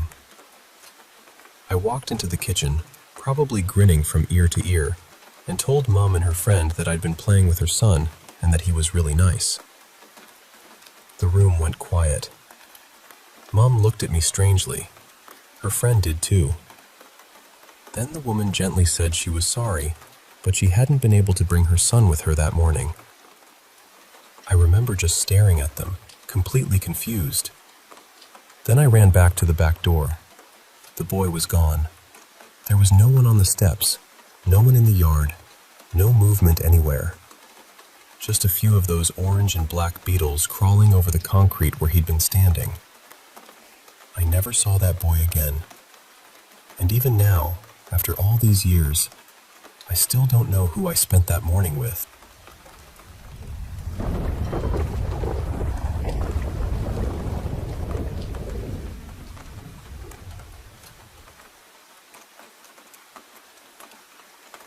I work long night shifts, usually from about 6 in the evening until 6 in the morning. So by the time I get home, the whole world feels half asleep. Most mornings, I pull into the driveway just after sunrise, let myself in quietly, and the dogs barely react. They know my routine. They know the sound of my boots, my keys, the way I open the front door. My partner, Laura, is usually still asleep when I get in. She doesn't have to be up for work until later, so the house is normally still and dark when I walk through it. But one morning, a few months back, everything was wrong. I opened the door and there she was, standing at the far end of the hallway, just staring at me. She looked absolutely terrified. Before I could even ask what was going on, she ran straight toward me and ducked behind me like she was hiding from something. She kept saying, "Someone's in our room. I know someone's in our room." I was exhausted, still halfway in night shift fog, but that woke me up instantly. Looking back, I probably should have grabbed something first. There's a crowbar near the laundry, and I've got tools in the garage. But in that moment, I didn't think. I just marched down the hall as loudly and quickly as I could. The dogs went completely mad because they had no idea what was happening. I switched on every light I could reach and went straight into the bedroom. Nothing. The room was empty. I checked the wardrobe. I checked behind the curtains. I checked the windows. Everything was shut, locked, and untouched. Then I went through the rest of the house while Laura stayed right behind me, shaking. I even went outside with a torch and checked the garden shed and the side gate. There was no one there. Everything was secure. Once she calmed down enough to explain, she told me that a couple of hours earlier, sometime around 3 or 4 in the morning, she was sure she'd heard me come home. She said the dogs didn't bark, which made sense to her because they never bark at me. She heard the front door open. She heard someone walk down the hallway. She felt someone standing beside the bed for a moment. Then, according to her, I leaned down, kissed her cheek, and whispered something softly into her ear. After that, she felt me get into bed and wrap my arm around her. The worst part is what happened when my actual truck pulled into the driveway a few hours later. That sound woke her up, and when she opened her eyes, she could still feel an arm around her. Tight, heavy, real. Then she heard me come in through the front door. I checked the locks again. I checked the security camera that points at the driveway, which covers the only entrance to the property. Nothing showed up. No person, no movement, no vehicle besides mine. And the 3 dogs, who would usually lose their minds if a stranger came anywhere near the house, hadn't reacted at all. By some strange bit of timing, I had the next few days off work. That helped. We stayed together, kept the lights on more than usual, and eventually the fear faded into the background. After a while, I convinced myself Laura must have had some kind of vivid dream, or maybe sleep paralysis, or maybe she'd half woken and imagined the whole thing. That explanation worked for me, for a little while. Then, about 2 weeks ago, something happened to me. I was sleeping during the day after another night shift. The house was quiet. Laura was at work. The dogs were settled. Then I woke up because someone was whispering directly into my ear. Not across the room. Not from the hallway.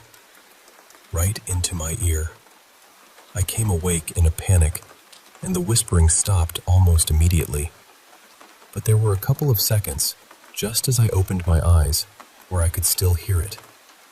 I know I could. It was a voice. I couldn't understand what it was saying. It wasn't clear words, more like rushed, broken nonsense. But it was close enough that I felt breathless afterward, like something had been leaning over me. And ever since that moment, I've had the worst neck pain I've ever felt. Heavy, deep, constant. Like I slept wrong, except It hasn't gone away. I haven't told Laura. I know exactly how she'd react.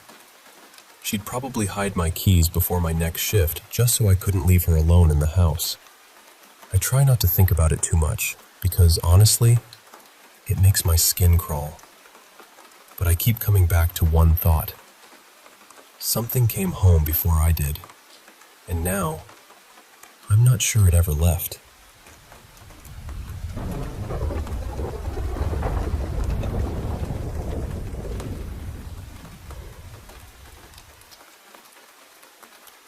I want to start by explaining the layout of my childhood home, because it matters to the story.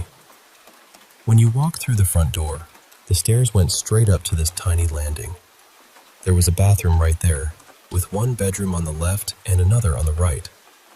It was a really small space, almost like the whole upstairs paused for a second before splitting off into rooms. My bedroom was one of those rooms, and I slept on the top bunk. The head of my bed lined up almost perfectly with the doorway, which meant that if my bedroom door was open, I could see straight out onto that little landing. This happened more than 20 years ago, when I was around 10 years old. I was living there with my parents and my two brothers. One night, I woke up in the middle of the night for no obvious reason. I wasn't having a nightmare, at least not that I remember. I just opened my eyes and was suddenly awake. The first thing I noticed was that the landing light was on. That was strange, because my parents were very serious about not wasting electricity. Lights did not just stay on in our house, but I figured maybe one of them had forgotten, or maybe my older brother had gotten up and left it on by accident. Then I heard it. A soft whistling. Not loud, not sharp, just this gentle little tune, like someone nearby was casually whistling to themselves. I looked toward the doorway, and that's when I saw him. There was a small gray figure sitting on top of my bedroom door. The door opened outward onto the landing, which was unusual, but because of that, I could see the figure clearly in the light.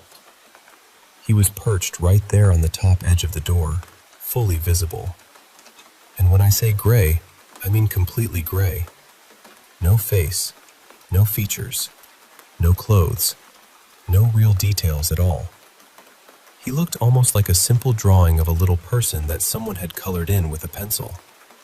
A rounded head, rounded limbs, not quite human, but close enough that I knew what I was looking at. The best way I can describe it is that he looked like he had stepped out of an old black and white television show and somehow become real. At first, I was more confused than scared. I sat up in bed and stared harder, thinking maybe my eyes were playing tricks on me. But he was still there. The light was on. There weren't any shadows moving around. Nothing was flickering. I could see the landing, the door, and that little gray figure sitting on top of it. I don't remember him moving.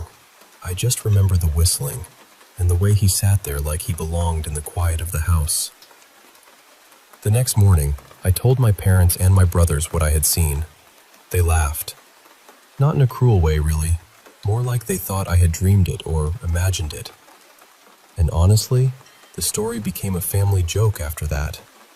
Even now, years later, someone will bring up the little gray man on the door and laugh about it. But I still think about it, because I know I was awake. I know the light was on, and I know what I saw sitting there. So I have to ask, has anyone else ever experienced something like this? Because more than 20 years later, I still wonder what in the world that little gray figure could have been.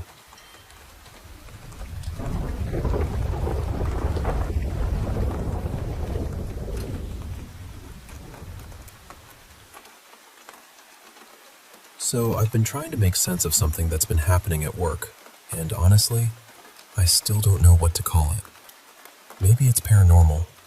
Maybe someone is living somewhere they shouldn't be. Maybe there's something suspicious going on that has nothing to do with ghosts at all. I keep turning it over in my mind, and every explanation feels possible in its own strange way. I work as an in-home caregiver, so I spend a lot of time inside clients' personal homes. Back in January, I started working with a new client. I'll call her Mrs. Hallie. She lives alone in this large, older house.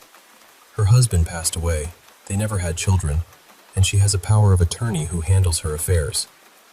When I first started there, she was also new to our agency, so I was one of the first caregivers assigned to her. On my very first shift, I relieved another caregiver who had worked overnight. She gave me the usual rundown about Mrs. Hallie's care, but then she lowered her voice and told me the house felt creepy. She said that all night she'd heard noises upstairs, footsteps running back and forth, furniture dragging across the floor, and she said it happened almost like clockwork, hour after hour. That alone unsettled me, because Mrs. Hallie lives alone. No one is supposed to be upstairs.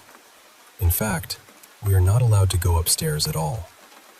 My first shift was during the day, but after that, I mostly worked nights. I'll be honest, I was nervous before my first overnight shift, especially because that same caregiver later told me she had once seen a dark figure standing at the top of the stairs. But during my first night, I didn't hear the running or the furniture dragging. I kept glancing up the staircase, but I never saw anything. I did hear random noises here and there, but nothing as dramatic as what she described. Still, there was one part of the house that always felt off to me. The bathroom sits underneath the staircase, and whenever I went in there, I felt this strange, static energy.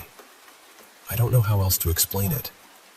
It was like the air had a charge to it. On other nights, I started hearing whispering. Sometimes it sounded like a man and a woman talking softly somewhere in the house.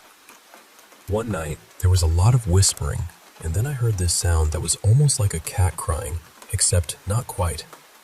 It sounded more like a woman moaning. We have a baby monitor so we can keep an eye and ear on Mrs. Hallie, and I knew the sound wasn't coming from her because I didn't hear it through the monitor. After a few weeks, things started calming down.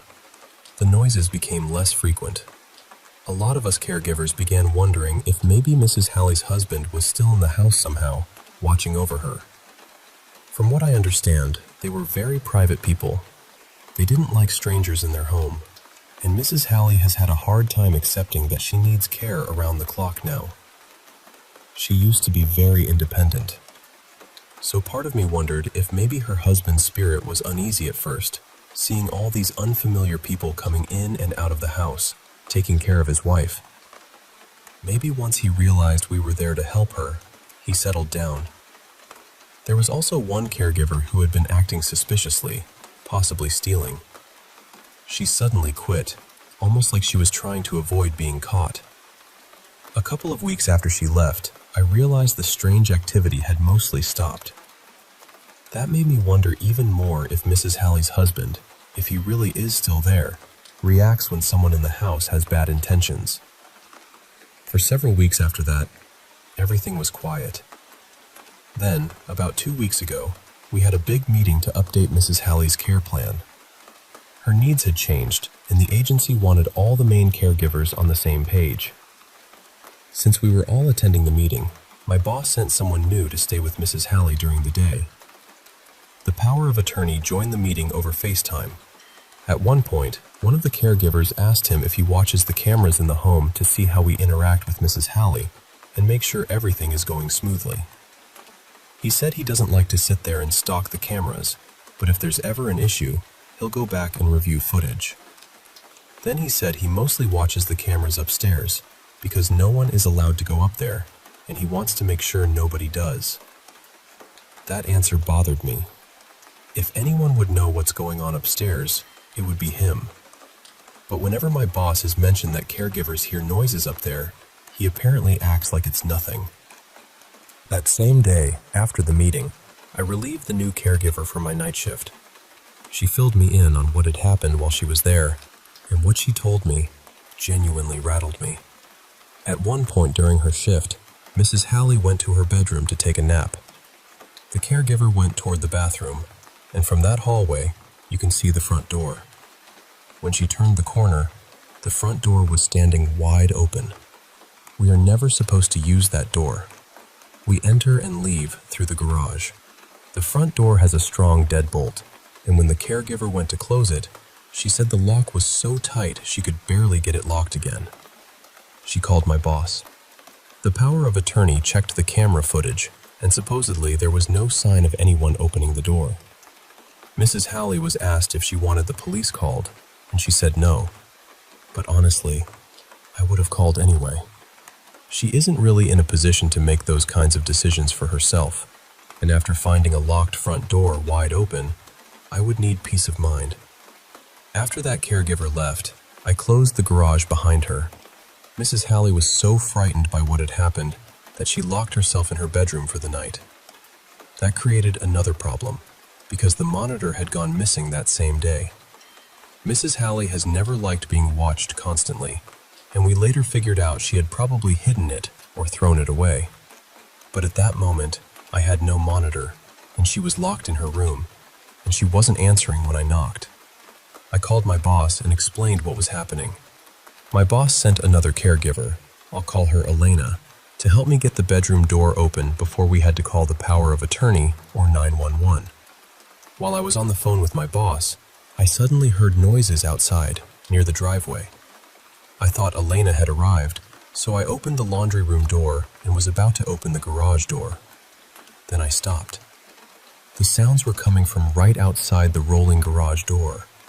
It sounded like heavy things being dragged back and forth, followed by banging. My boss told me Elena was still on her way, so it couldn't have been her. It wasn't windy. The neighboring houses are too far away for the sound to have been someone moving trash cans nearby. This sounded like it was right there in Mrs. Halley's driveway. Eventually, Elena arrived and I let her in. After I knocked harder and called to Mrs. Halley more loudly, she finally opened her bedroom door. We checked on her and made sure she was okay. She agreed to leave the door cracked open slightly, so I could check on her throughout the night. We never found the missing monitor. My boss replaced it with a new one. Later, my boss told me Mrs. Halley had experienced break-ins in the past, and that's part of why she's so paranoid about the front door. Since then, I've started keeping a taser with me when I work there. And now, I don't know what to think. Part of me really does believe Mrs. Halley's husband may still be in that house, and I don't feel like he's harmful. If anything, I feel like he might be protective. But the front door opening, the past break-ins, the noises outside the garage, and everything about the upstairs area make me wonder if something else is happening too. Maybe there's a squatter. Maybe a frogger. Maybe the power of attorney is hiding something upstairs. No one is allowed upstairs. There are cameras up there, so I can't sneak up and look, even though I absolutely would if I thought I could get away with it. Every caregiver has reported hearing sounds from that area, and my boss has admitted that everyone is curious about it. There was also a recent situation where Mrs. Halley got injured, and my boss wanted the power of attorney to check the camera footage to confirm what happened. I said I was worried there wouldn't be footage, because there isn't a visible camera in her bedroom. That's when my boss said, "The power of attorney has more cameras than we can see." So now I'm wondering, are there hidden cameras in the house? And if so, where? Why is he the only person with access to them? Why is he the only one allowed upstairs? Mrs. Halley has close friends who help her, not just him. And from what I understand, they aren't allowed upstairs either. The thing that keeps bothering me is this. He doesn't seem especially concerned with watching how we care for Mrs. Halley. He seems most concerned with making sure nobody goes upstairs. Every other client I've had with cameras had them because family members, or a power of attorney, wanted to make sure care was being handled properly. They checked interactions, safety, routines, all of that. But here, the focus is upstairs. So I'm stuck between a few possibilities. Maybe Mrs. Halley's husband's spirit really is there. Maybe he's protective. Maybe he reacts when something is wrong. But maybe there's also something very human going on inside that house, and I don't know how to find out. I can't place my own cameras because it isn't my home. I can't sneak upstairs without probably being caught. I don't know where any hidden cameras might be, because everything looks normal. All I know is that something about that house feels unfinished. Like there's a closed door inside the story, and everyone keeps pretending not to hear what's behind it.